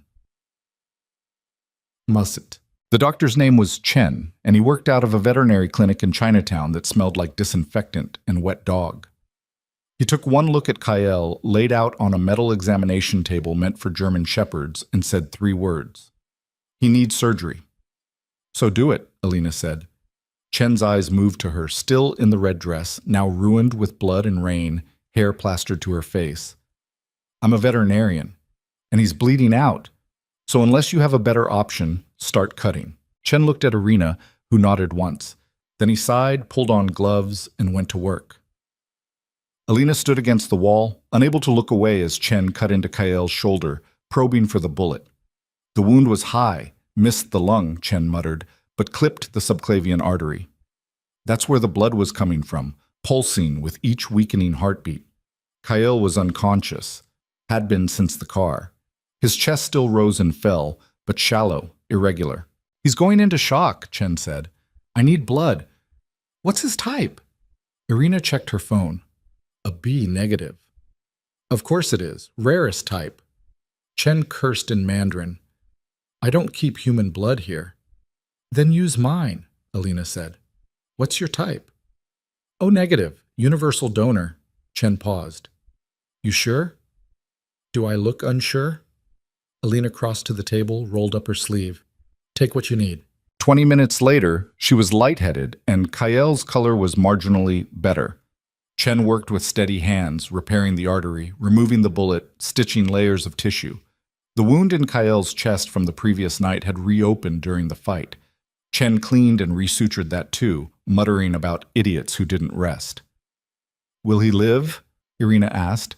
If infection doesn't set in, if he doesn't tear the stitches, if... Chen stripped off his gloves. He needs a hospital. Can't happen. Then he needs rest, antibiotics, monitoring. Chen looked at Alina. And you need to sit down before you pass out. Alina ignored him. She moved to Kael's side, touched his face, still warm, still alive. How long until he wakes up? She asked. Hours, maybe longer. I gave him enough sedative to keep him under while I worked. Chen packed his instruments. Keep the wounds clean, change the dressing twice a day. If he spikes a fever over 101, call me immediately. He left instructions and antibiotics, then disappeared into the night.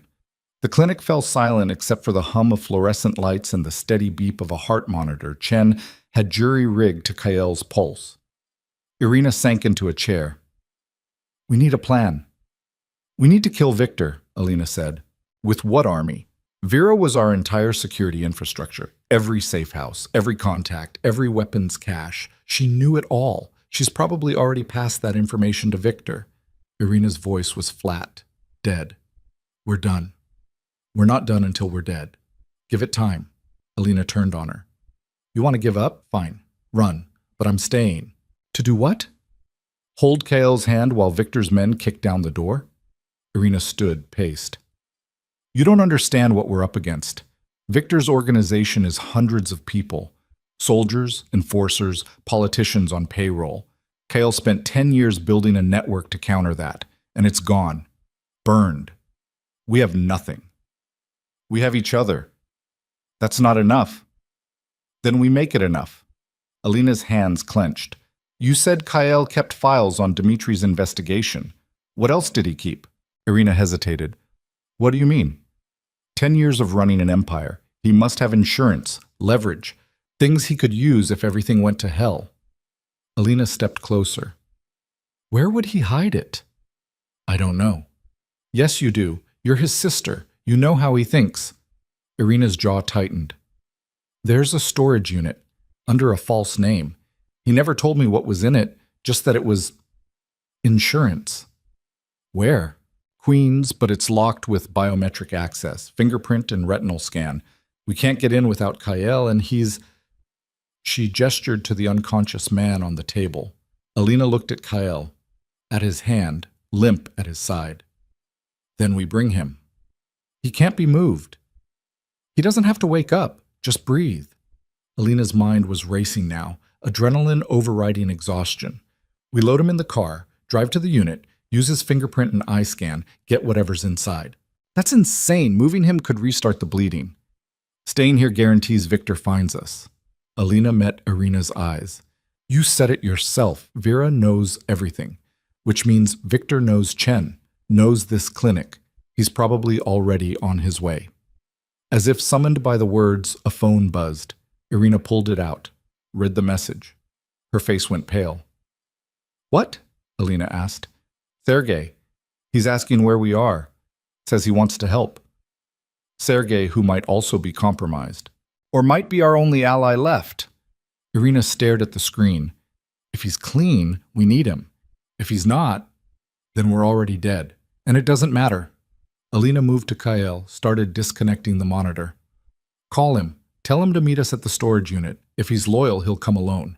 If he's not, we'll know by how many men he brings. Irina didn't move for 3 seconds. Then she nodded and made the call. They carried Kael to the car wrapped in blankets that barely hid the bandages. He was heavier than he looked, dead weight that made Alina's arms scream. But she held on, gritting her teeth until they got him stretched across the back seat. The drive to Queens took 40 minutes. Every pothole made Alina's heart stop, waiting for blood to seep through the bandages. But Chen's work held. Kael's breathing stayed steady. The storage facility was industrial. Rows of identical units, security cameras. A night attendant who looked up from his phone long enough to verify they had a key code. Unit 237, at the back, away from the entrance. Irina parked. We wait for Sergei. How long? 20 minutes. If he's not here by then, we go in without him. Alina climbed into the back seat, cradled Kael's head in her lap. His face was peaceful, or empty. She couldn't tell. The bruises had darkened to purple-black, making him look like a painting of violence. I should have taken the deal, she whispered. Back in the penthouse, when Daniel offered me the exit, I should have run. Kael didn't answer. Couldn't. But I didn't, and I don't know if that makes me brave or stupid or just... Her voice cracked. I don't know what I am anymore. 2 weeks ago, I was nobody. Now I'm... What? A widow? A fugitive? The girl who got the king killed? Her hand found his, laced their fingers together. The ring was still there. White gold. Simple. The only thing that felt real. You told me to run if you didn't make it, she continued. Said there was a key in the piano. Money, documents, new identity. But I can't. Even if you die, I can't just walk away because... Headlights cut through the darkness. Alina's hand went to the gun Irina had given her, Vera's gun, taken from the warehouse. She chambered around, watched as a single car pulled up. Black sedan, tinted windows. The driver's door opened. Sergei emerged. Alone. He was compact, muscular, with a shaved head and scars that suggested a violent past. He'd been with Kael for 8 years, Irina said. Right-hand man, enforcer, traitor, maybe. Irina got out of the car. You came. You called. Sergei's accent was thick, Eastern European. Where is Kael? In the car, wounded. How bad? Bad enough. Irina studied him. Did you tell anyone you were coming? Sergei's expression darkened. You think I'm the leak? Vera was the leak, but someone's been feeding Victor information for 10 years. Could be more than one.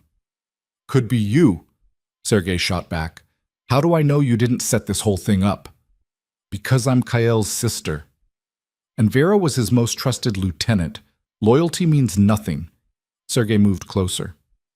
Show me Kael. I need to see he's alive. Alina opened the back door.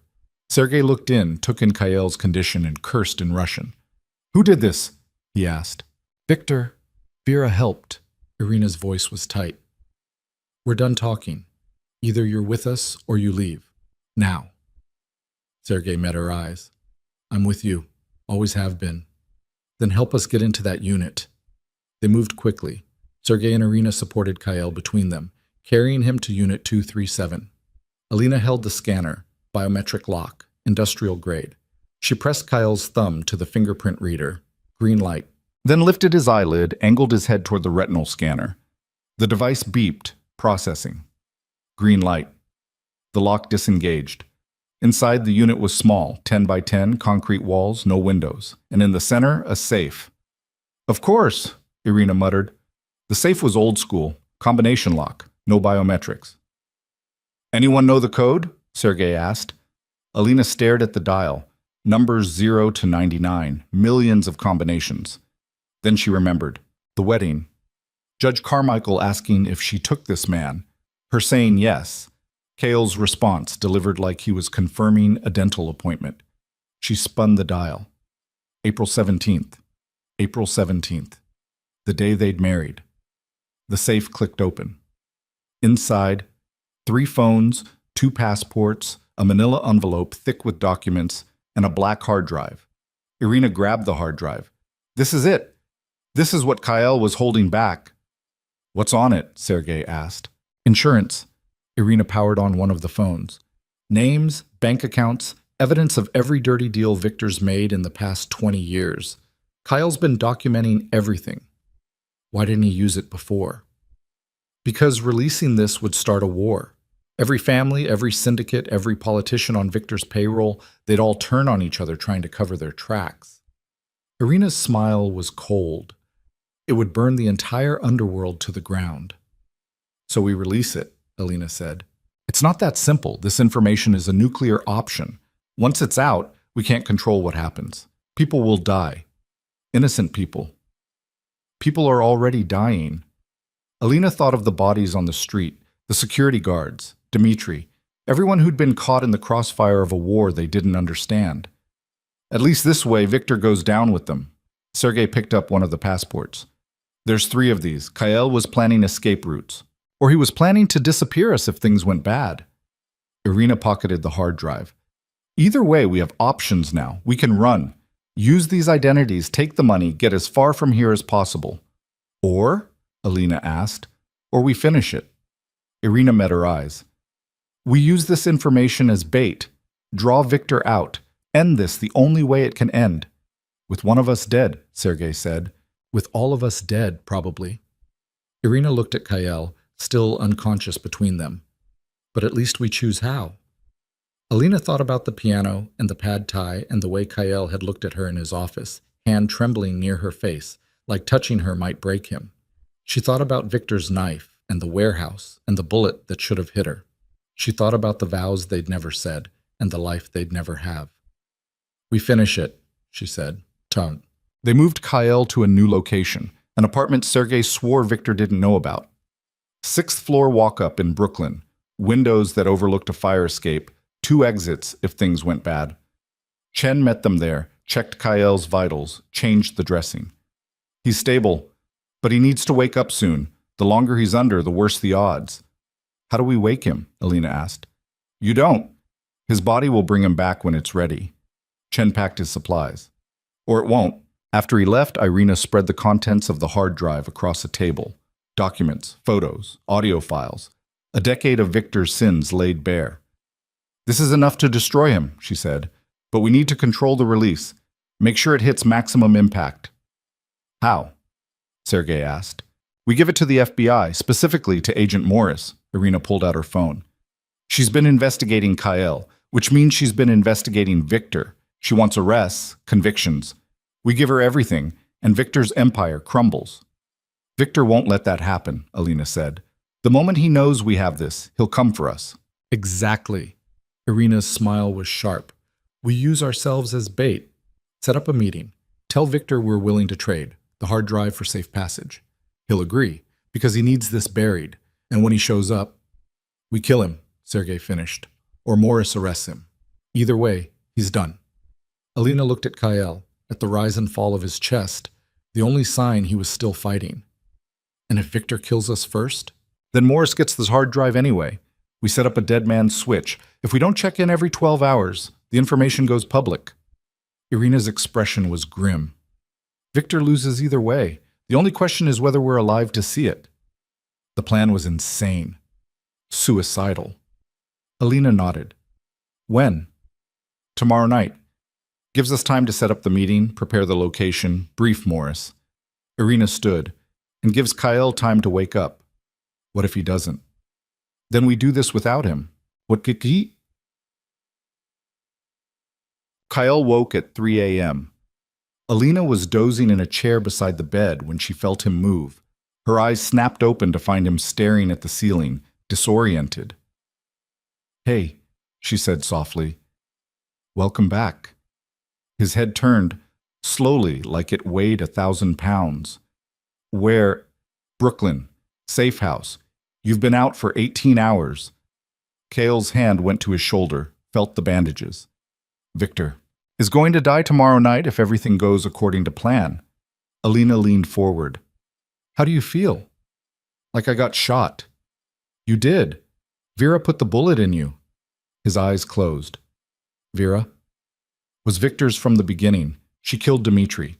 She's been feeding him information for 10 years. Alina's voice hardened.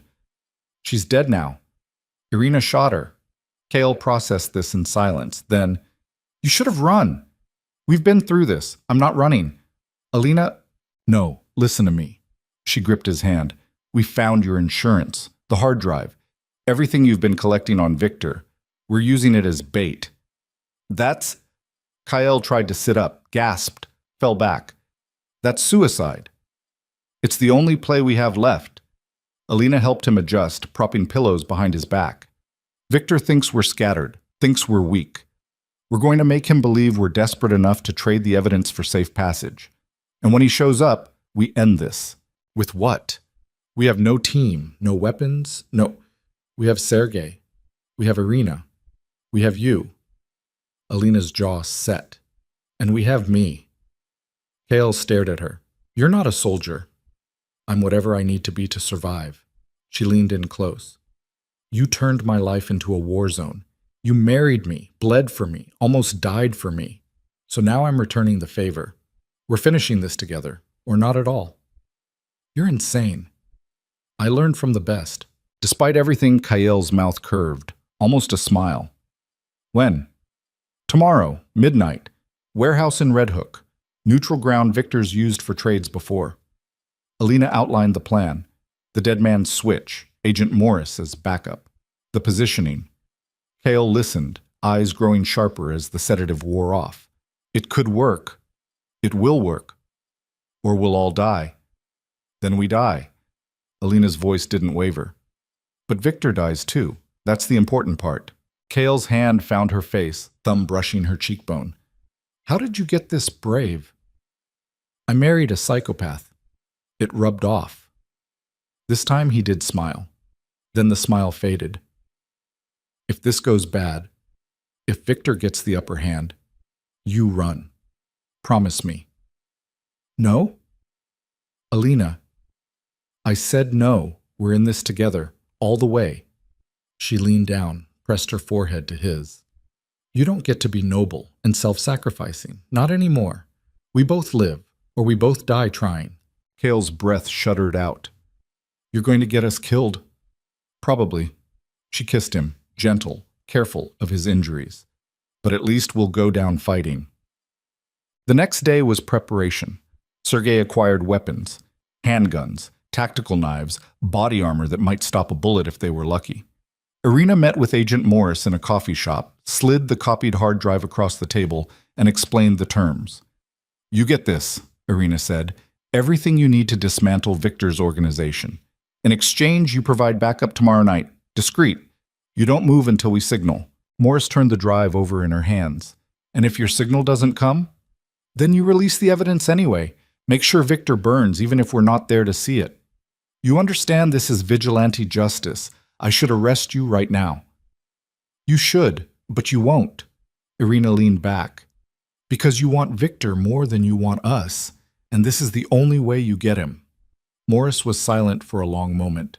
Then she pocketed the drive. What's the signal? 3 gunshots, evenly spaced. And if I hear more than 3? Then things have gone very bad, and you should come in shooting. Morris nodded. Don't make me regret this. Can't promise that. Back at the safe house, Kael was on his feet, pale, unsteady, but upright. He'd insisted on being part of the final prep, despite Chen's protests.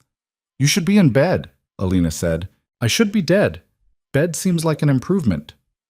Kael studied the warehouse layout Sergei had pulled up. Victor will bring at least 20 men, probably more. We're counting on it, Sergei said. More men means more chaos, harder for him to control the situation. Or easier for him to kill us. Always the optimist. Kael looked at each of them, Irina, Sergei, Alina. Last chance to walk away. I won't think less of anyone who does. No one moved. Right, Kael said. Then let's go over it again. Timing has to be perfect. They ran through the plan 3 more times. Positions. Contingencies. What to do if Victor brought a sniper? What to do if he didn't come at all? What to do if everything went to hell? By the time the sun set, Alina's hands were steady and her mind was clear. She'd crossed some threshold in the past 48 hours. Fear had burned away, leaving only purpose. She was going to kill Viktor Arseniev, or die trying. Either way, this ended tonight. The warehouse in Red Hook was abandoned, concrete floors, broken windows, shadows thick enough to hide an army. Sergei had arrived early, set up their positions, checked sight lines. Alina stood in the center of the space, under a single overhead light, holding the original hard drive. The bait. Kyle was hidden behind a pillar 20 feet away, rifle in hand despite his injuries. Irina was in the rafters, sniper position.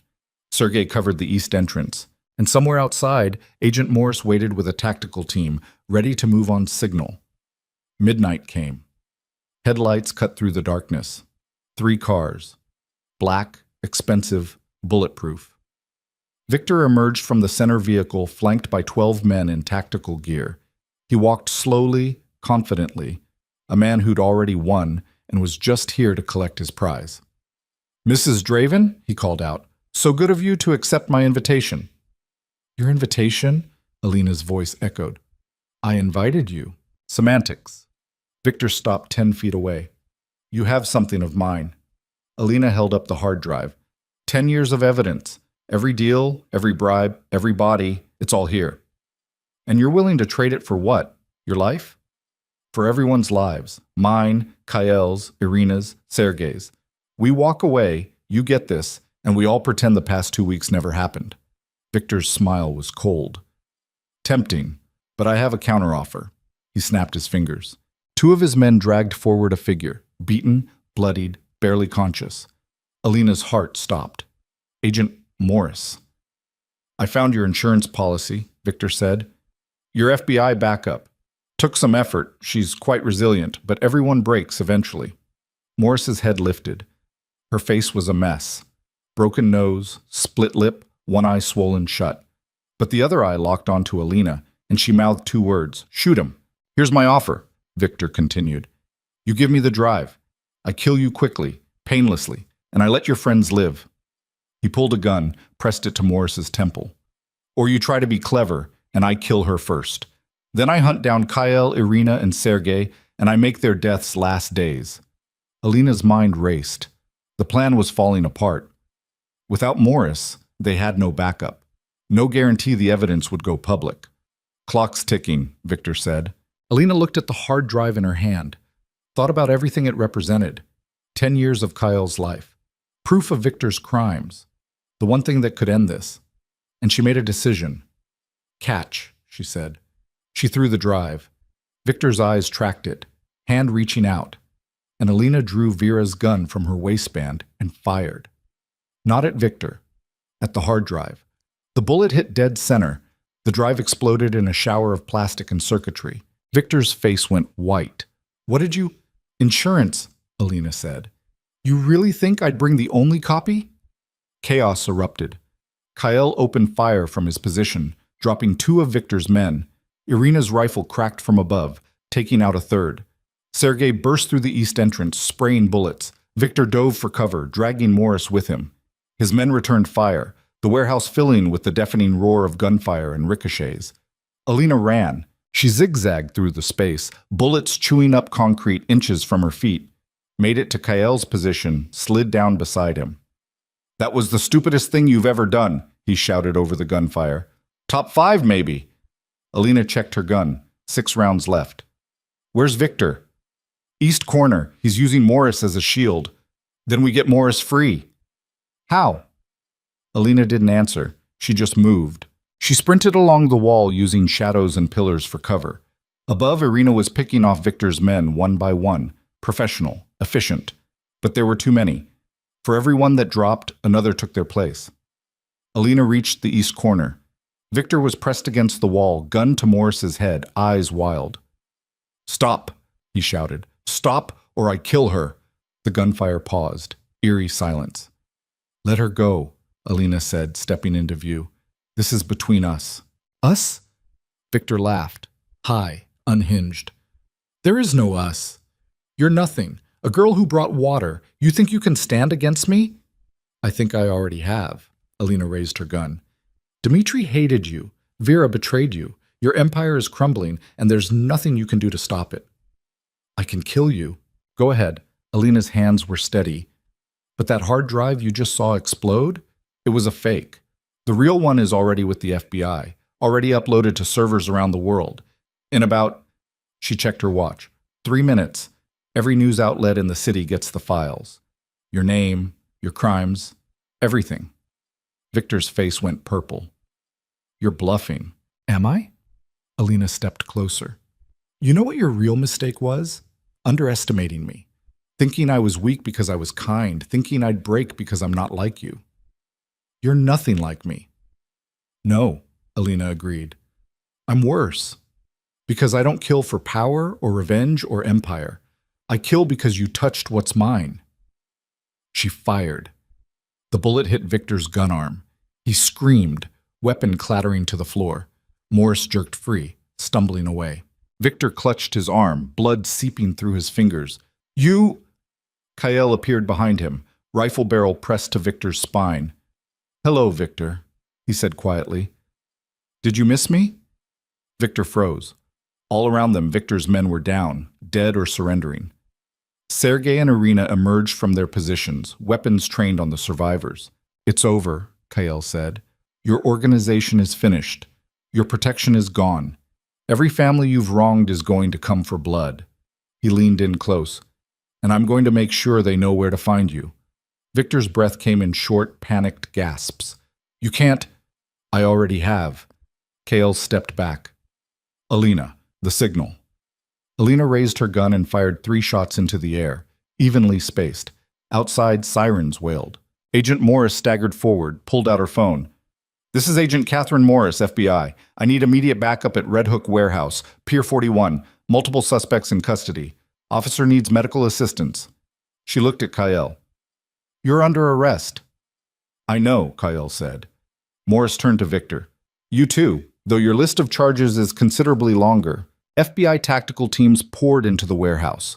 Body armor, assault rifles, the full force of federal law. They secured the scene, cuffed Victor's men, called for ambulances. Morris approached Alina. The hard drive. Is it real? Every byte. Alina handed her a second copy, the one they'd actually planned to use. Everything you need to dismantle his empire. And Kael's empire is already dismantled. Alina glanced at Kael, who was being cuffed by 2 agents. He's cooperating, full disclosure, in exchange for immunity for Irina and Sergei. And you? I'm just a girl who married the wrong man. Alina's smile was tired. Or maybe the right one. Hard to tell. Morris studied her. You know I should arrest you too. But you won't, because I'm the one who gave you Victor. Alina turned to leave. We're even, Agent Morris. Don't make me regret that. She walked away before Morris could respond. Outside, the night was cool and clear. The city stretched out beyond the docks, lights and noise and life continuing, oblivious to the war that had just ended. Irina was waiting by a car. Kael? In custody, they'll process him, but Morris will make sure the charges don't stick. He gave her too much leverage. And us? We disappear. New identities, new city. Sergei's already gone. Took one of the passports and left. Irina nodded. And you? Alina looked back at the warehouse, at the agents swarming, the ambulances arriving, the controlled chaos of justice being served. I'm waiting, she said. For what? For Kael. Irina's expression softened. He could be in custody for days. Weeks. Then I'll wait days. Weeks. Alina's jaw set. I didn't go through all this to lose him to paperwork. You really love him. It wasn't a question, but Alina answered anyway. I really do. Irina smiled, sad, understanding. He's lucky. Most people don't get that kind of loyalty. Most people don't take a bullet for someone they barely know. True. Irina opened the car door. I'll be at the Brooklyn safe house for 3 more days. After that, I'm gone. New life, new name. If you need anything before then, I know where to find you. Irina drove away, leaving Alina alone on the dock. She sat on a rusted bollard and watched the FBI work. Watched them load Victor into a transport van, hands cuffed, face defeated. Watched them photograph evidence, take statements, secure the scene. And she waited. Kael emerged 6 hours later as dawn was breaking over the East River. He was pale, exhausted, moving like every step hurt. But he was alive. Free. He stopped when he saw her. You're still here. Where else would I be? Anywhere. Everywhere. Far from me. He crossed to her slowly. Alina, If you apologize one more time, I'm shooting you myself. She stood, met him halfway. We won. Victor's done. The evidence is public. It's over. Is it? The war is. The rest. She touched his face, careful of the bruises. The rest we figure out together. Kael's hand covered hers. I have nothing left. No empire, no organization. Everything I built is gone. Good. It was a shitty empire anyway. Alina leaned in. We start over, clean, legal even. Find out who we are when we're not running for our lives. And if we don't like who that is, then we try again. And again until we get it right. She kissed him, soft, careful, tasting exhaustion and relief, and something that felt dangerously like hope. I choose you, Kael Draven. Not because I have to, not because I'm trapped, but because I want to. Kael's arms wrapped around her, holding on like she was the only thing keeping him anchored. I don't deserve you. No one said you did. Alina pulled back, met his eyes. But you're stuck with me anyway, for better or worse. Isn't that what marriage means? We never said those vows. Then let's say them now. She took his hands. I, Alina Varelli Draven, take you, Kael, psychopath, fugitive, and the most complicated man I've ever met, to be my partner. Through war and peace, blood and healing, whatever comes next. Until death. Or longer, if I'm feeling stubborn. Kael's laugh was broken, wet. That's still the worst vow I've ever heard. Your turn. He was quiet for a long moment. Then, I, Kael Draven, take you, Alina, the girl who brought me water and gave me hope, to be my partner, my equal, my reason to survive. Through every mistake I'll make, every scar we'll earn, every moment we have left, I choose you. Forever. The city woke around them. Sunlight spilled over buildings, turning the water gold. And on a dock in Red Hook, two people who'd survived the impossible stood together and chose to keep fighting. Not for empire, not for revenge, just for each other. And maybe, that was enough. The safe house in Brooklyn became their world for the next 72 hours. Small, contained, a place where the chaos couldn't reach them while the city outside tore itself apart. Victor's arrest made headlines within 6 hours. By noon, every major news outlet was running the story. Crime lord exposed, decades of corruption revealed, federal indictments coming down like rain.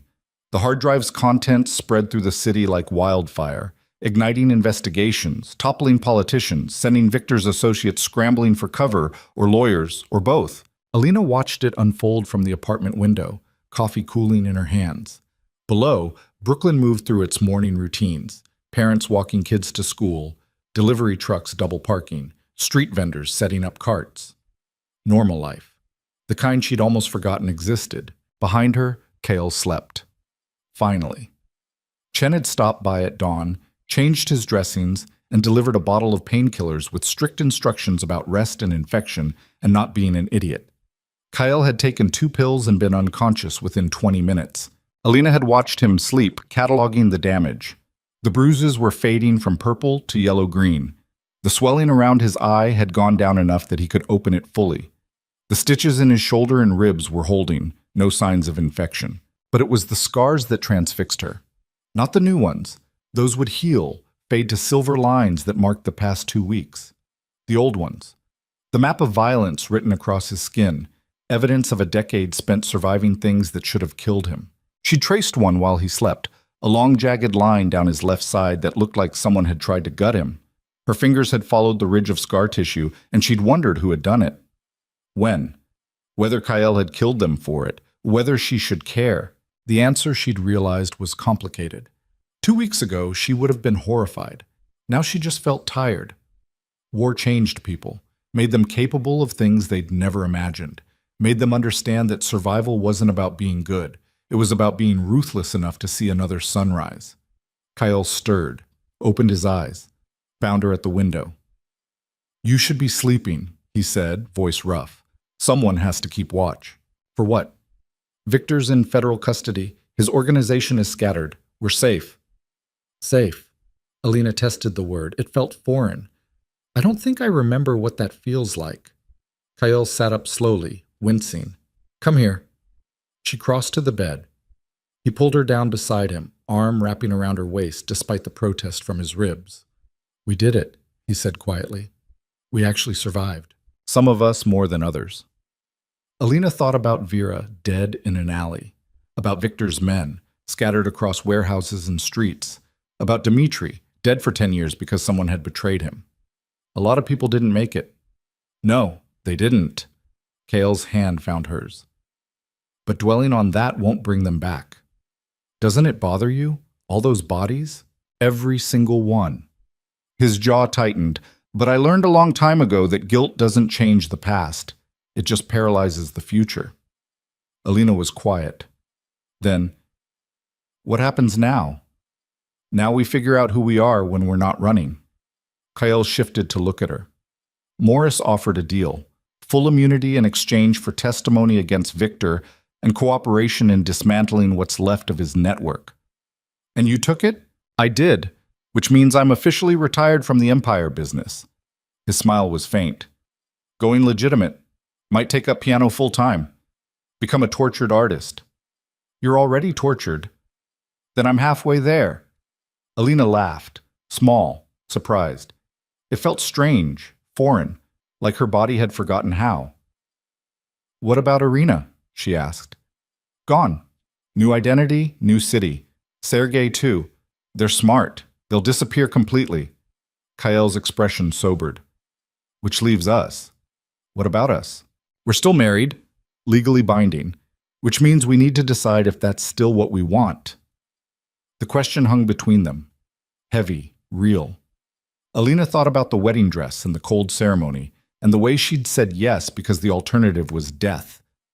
Thought about the past 2 weeks, violence and fear, and moments of something that felt dangerously close to love.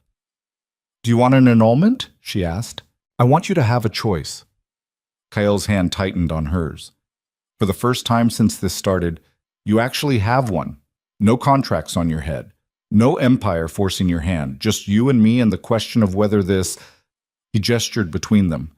Whether this is real or just trauma bonding. It's both, Alina said. It can be both. It can. But is that enough? She turned to face him fully. 2 weeks ago, you noticed me at a gala. You could have looked away, could have gotten your own water, but you didn't. And that one moment, that tiny, insignificant moment, changed everything. I'm sorry. Don't be. Alina touched his face. Because in between all the violence and fear, I found something I didn't know I was looking for. Someone who sees me, really sees me, and doesn't ask me to be smaller or quieter or safer. Alina, I'm not done. Her voice was steady now, clear. I choose you, Kael, not because I'm trapped, not because I'm scared, but because somewhere between the penthouse and the warehouse and every terrible thing in between, I fell in love with you. And I want to see what that looks like when we're not dying. Kael's eyes closed.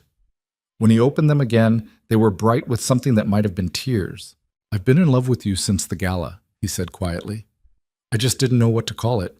Didn't know how to reach for it without destroying it. His hand cupped her face. But I'm done pretending.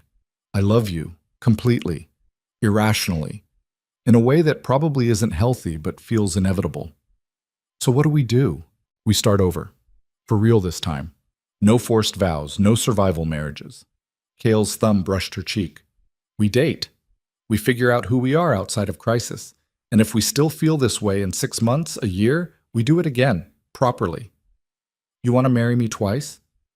I want to marry you as many times as it takes to get it right. Alina kissed him, slow, deliberate, tasting coffee and painkillers and the sharp edge of hope. When they broke apart, Kael said, There's something I need to show you. They took a cab to the storage unit in Queens. Kael moved stiffly, one hand pressed to his ribs, but he refused help. Inside Unit 237, he opened the safe again, not with the combination this time, but with a key he'd been carrying. Inside, beneath where the hard drive had been, was a small box. Kael pulled it out, opened it. A ring. Not the simple white gold band she wore now.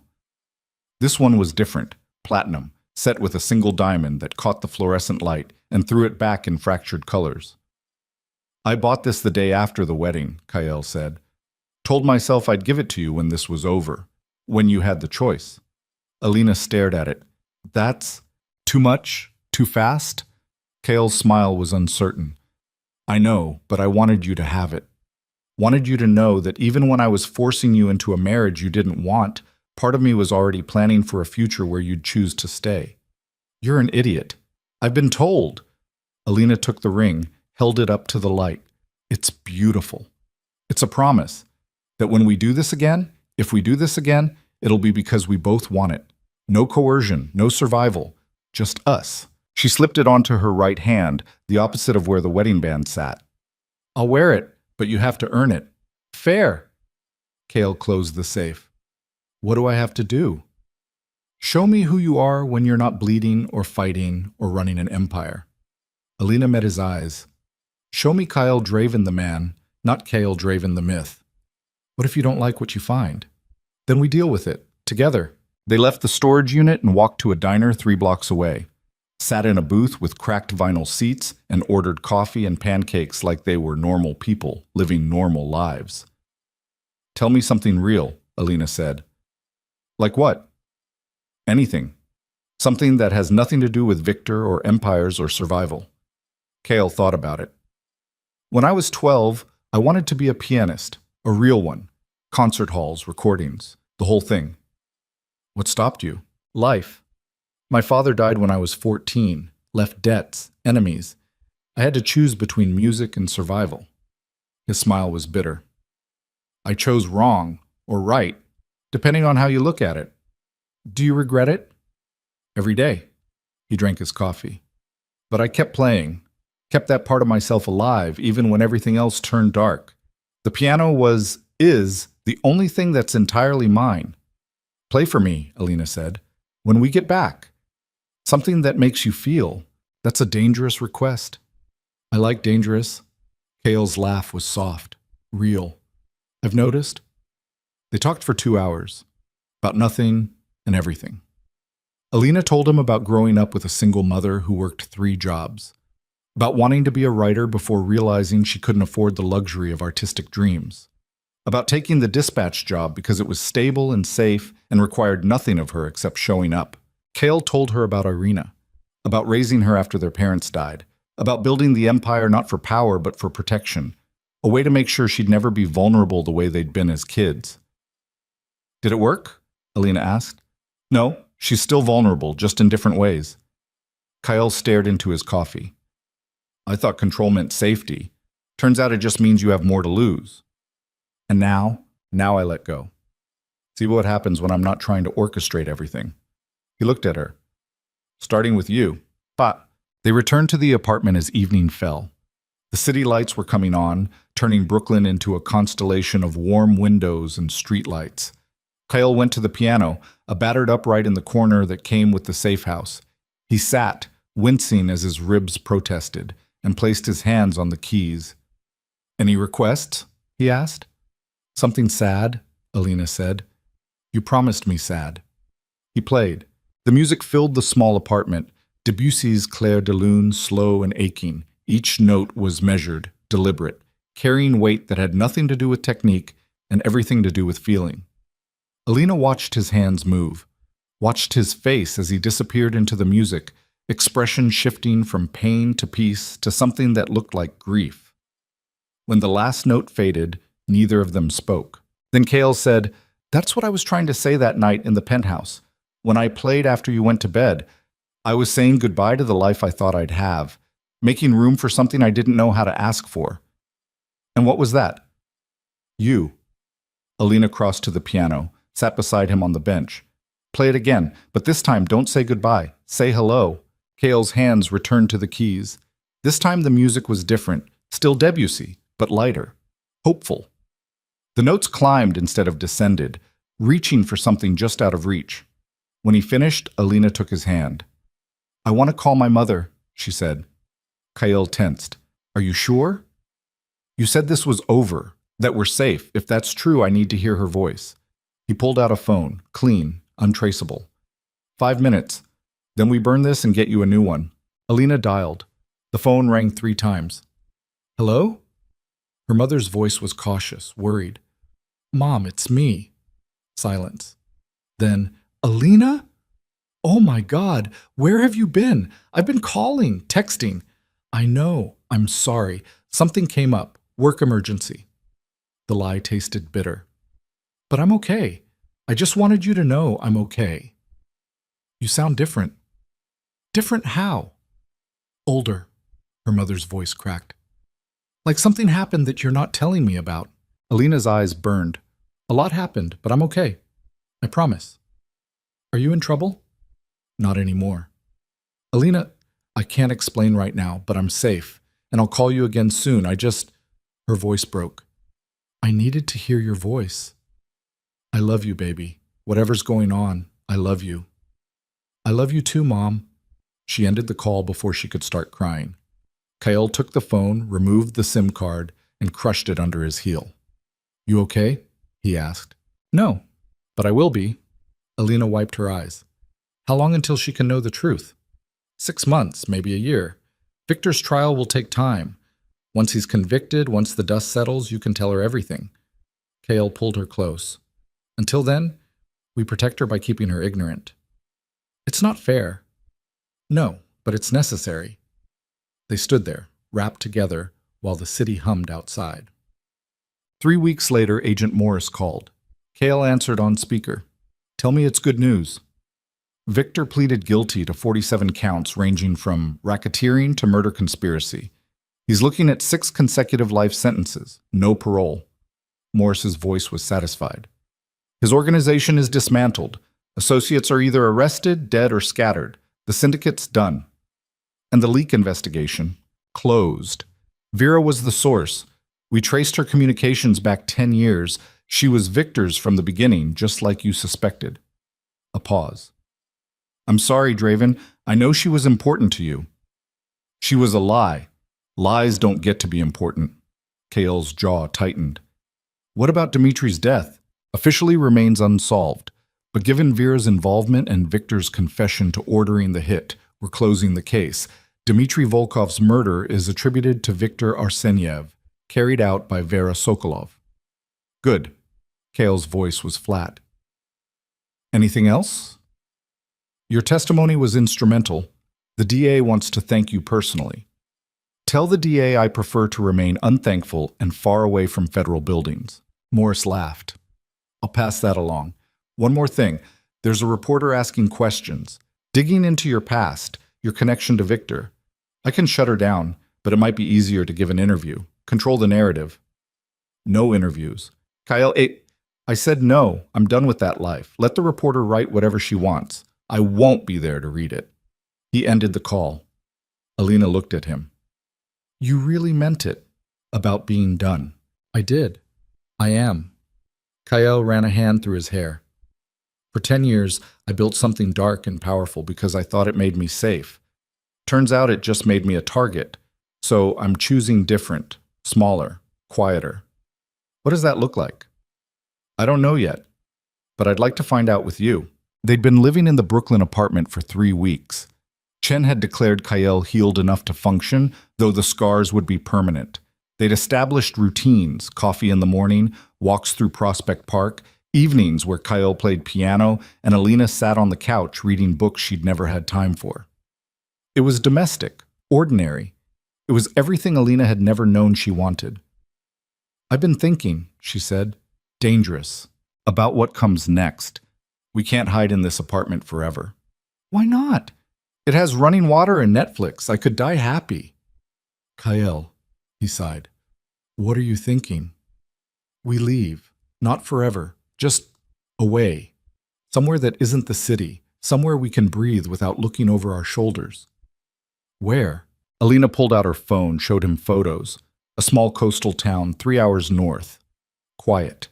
Sleepy. The kind of place where people knew their neighbors but minded their own business. There's a house for rent, she said. 2 bedrooms, view of the ocean. It's cheap because it needs work, but we take it, Kyle interrupted. You didn't even look at it. I don't need to. If you want it, we take it. Alina studied him. You're serious? Completely. I've spent 10 years in this city fighting wars and building empires. I'm ready for something different. He took the phone, scrolled through the photos. When can we move? Next week, if you're sure. I'm sure. Kyle pulled her into his lap, careful of his healing ribs. Let's go play house by the ocean. See if we're any good at normal. The house was exactly as advertised. Small, weathered, perched on a cliff overlooking gray-blue water that stretched to the horizon. The porch sagged. The paint was peeling. Inside, the floors creaked and the kitchen appliances dated back to the 90s. It was perfect. They moved in with 2 suitcases and a piano Kyle had shipped ahead. A baby grand that took up most of the living room and cost more than 6 months' rent. Priorities, he said when Alina questioned it. They spent the first week fixing things. Kyle repaired the porch railing despite his ribs protesting.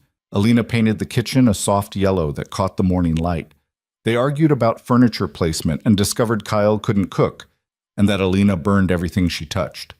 They ordered takeout and ate on the floor, laughing about their incompetence. At night, Kyle played, sometimes Debussy, sometimes Chopin. Once, he played something original, halting and uncertain, a melody that sounded like questions without answers. What is that? Alina asked. Something I've been working on. It doesn't have a name yet. Play it again. He did. This time she listened with her eyes closed, letting the music wash over her. It was sad and hopeful and complicated.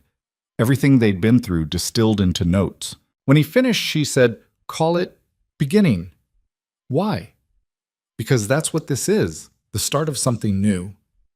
Kyle's hands rested on the keys. I like that. Just 6 months passed.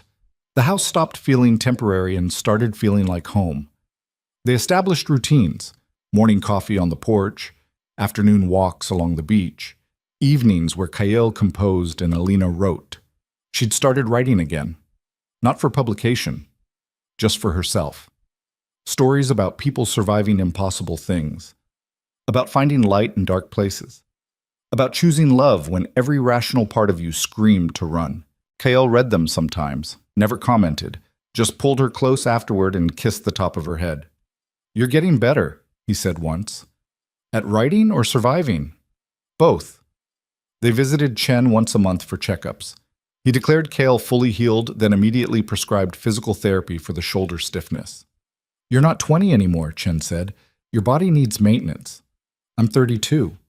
My point stands. Agent Morris called every few weeks with updates. Victor's trial had concluded. 6 life sentences, as promised. His empire was ashes.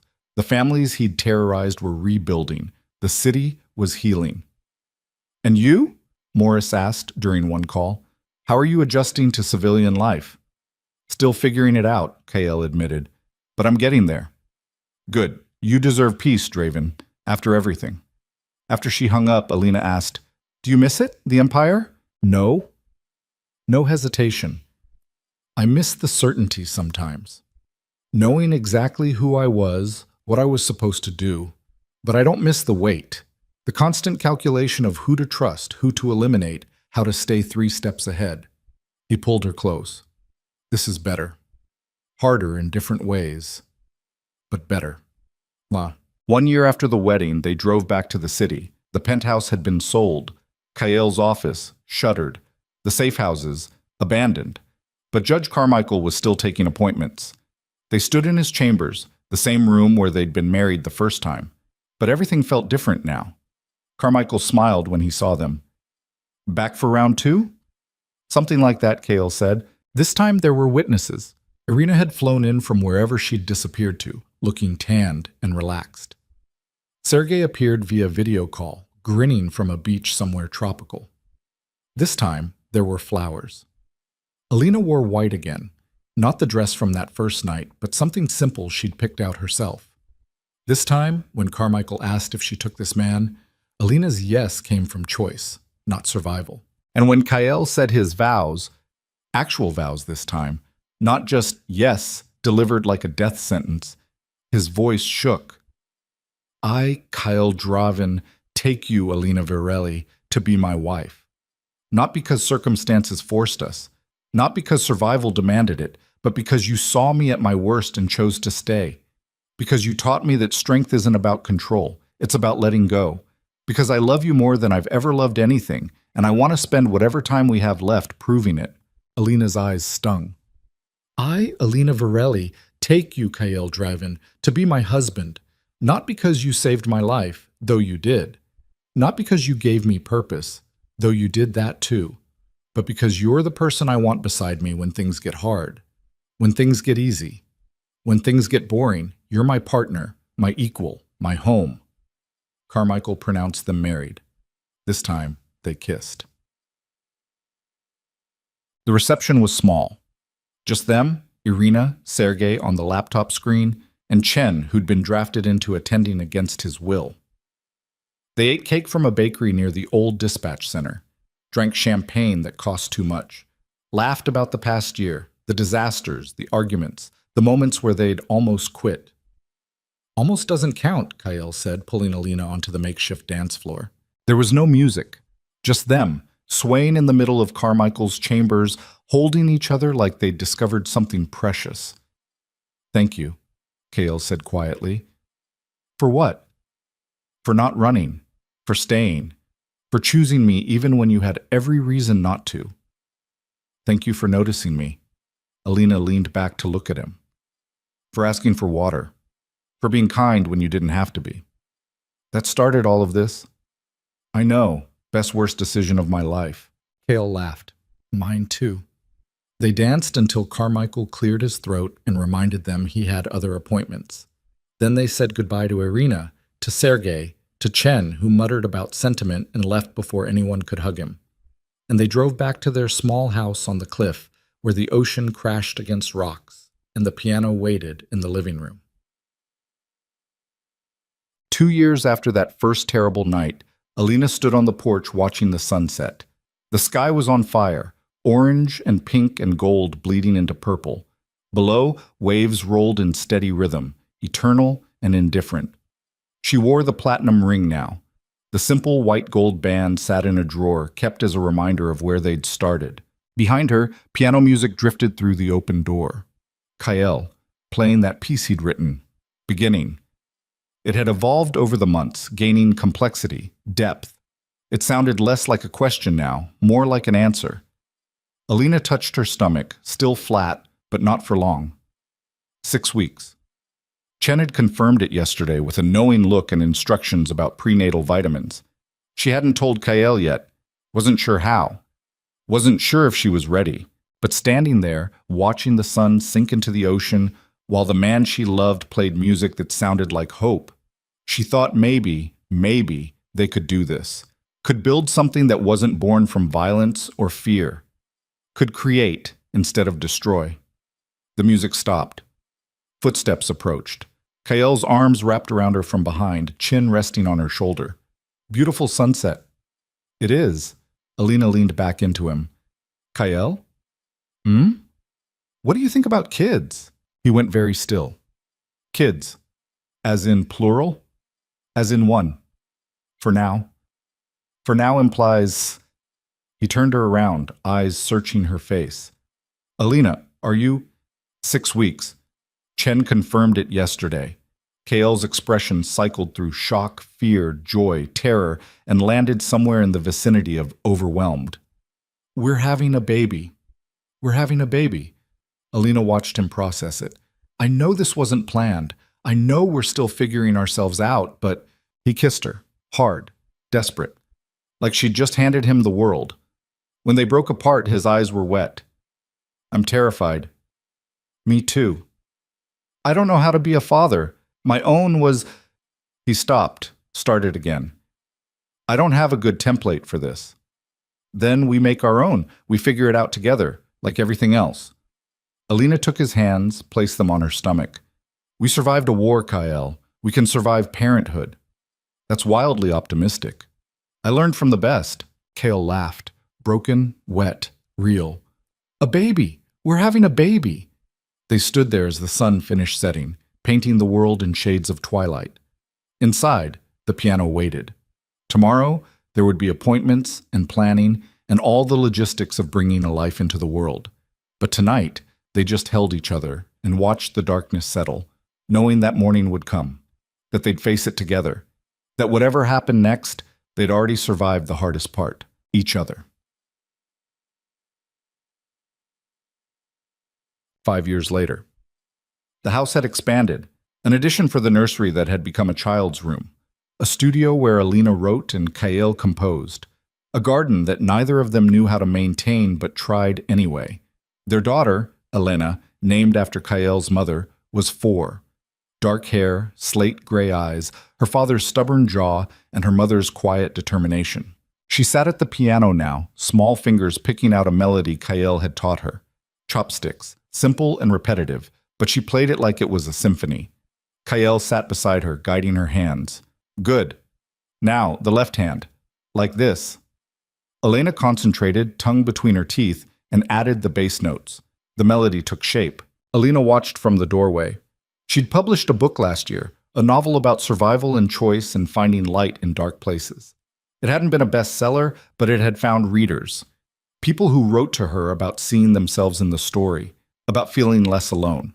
That was enough. Kael had released an album. Compositions he'd written over the past 5 years, recorded in a studio in the city. It was small, niche, but critics called it haunting. Beautiful. The work of someone who'd lived through darkness and found a way to turn it into music. He still had nightmares sometimes. Would wake up gasping, reaching for weapons that weren't there.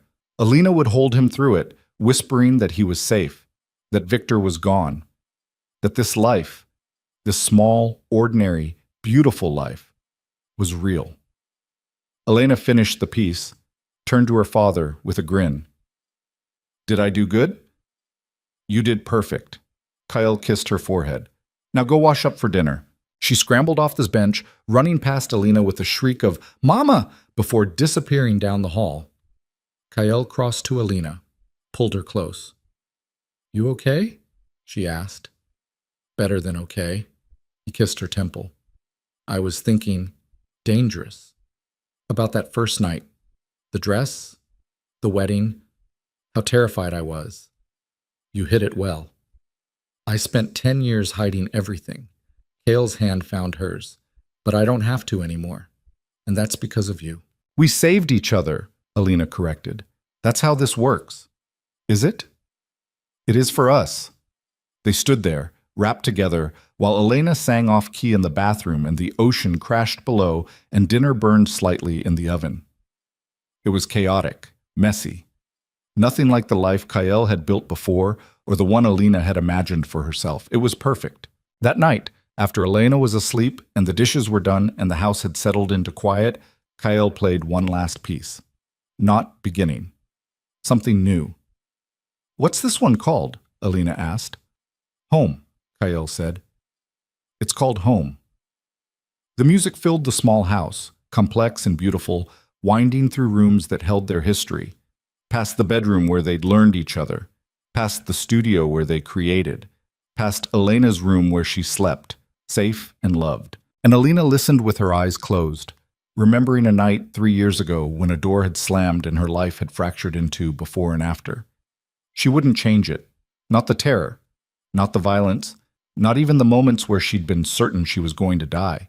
Because all of it, every terrible, beautiful moment, had led here.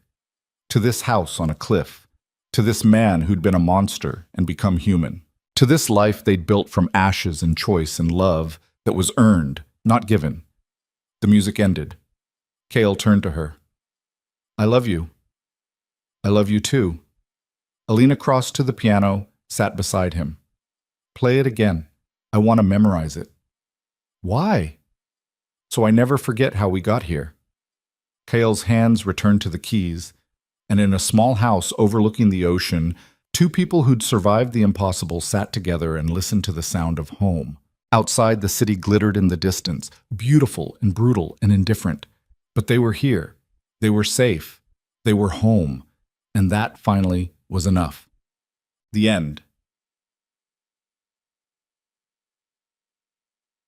Epilogue. 3 decades later. The call came on a Tuesday. Elena, Dr. Elena Draven now, teaching music theory at Juilliard, answered her phone during office hours to hear a voice she didn't recognize. Is this the daughter of Kael Draven? Who's asking? A reporter. I'm writing a book about the fall of Viktor Arseniev's empire. Your father's name came up.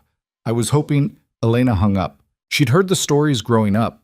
Not from her parents, they'd been careful, selective about what they shared, but from the internet, from true crime podcasts, from the occasional person who recognized her father's face and asked uncomfortable questions. She knew about the empire, the violence, the wedding that had started as survival and ended as choice. She knew her parents had lived an entire lifetime before she was born, but she also knew them as the people who'd raised her, who'd taught her piano and encouraged her writing and showed her that strength came from choosing kindness when cruelty was easier. That night, she drove to the house on the cliff. Her father was 73 now, silver-haired, scarred, moving slower than he used to. But his hands were still steady on the piano keys. Her mother was 70, writing her 6th novel in the studio edition, gray hair pulled back in a messy bun. They looked up when Elena entered, smiled. "Hey, sweetheart," Elena said. "Didn't expect you this week." "I got a call, a reporter, asking about the past." Kael's expression didn't change. "What did you say?" "Nothing. I hung up." Elena sat on the couch. "But I want to know, really know, not the sanitized version, the truth." Her parents exchanged a look. Some silent conversation honed over 3 decades of marriage. Then Kael stood, crossed to a shelf, pulled down a box Elena had never noticed before. Inside, photos, documents, a wedding dress preserved in tissue paper. "We've been waiting for you to ask," Elena said quietly. And they told her. Everything, the gala, the contract, the forced wedding, Victor and Vera, and the war that had consumed their lives for 2 brutal weeks. They told her about violence and fear and moments where they'd been certain they wouldn't survive. But they also told her about the piano music, the pad thai, the tiny moments of kindness that had grown into love. They told her about choosing each other, about building a life from ashes, about proving that people could change, could heal, could be more than their worst moments. When they finished, Elena was crying. "I'm sorry," Kael said. "I know this isn't what—" "Don't apologize." Elena wiped her eyes. "You survived. You chose each other. You built this." She gestured to the house, to them, to everything they'd created. "That's not something to apologize for. That's something to celebrate." Elena smiled. "When did you get so wise?" "I learned from the best." They sat together as the sun set over the ocean. 3 generations of choice and survival and love that refused to quit. And in the distance, the city glittered. Beautiful, brutal, indifferent. But they were here. They had survived. And their story, messy and violent and complicated and true, would outlast them all.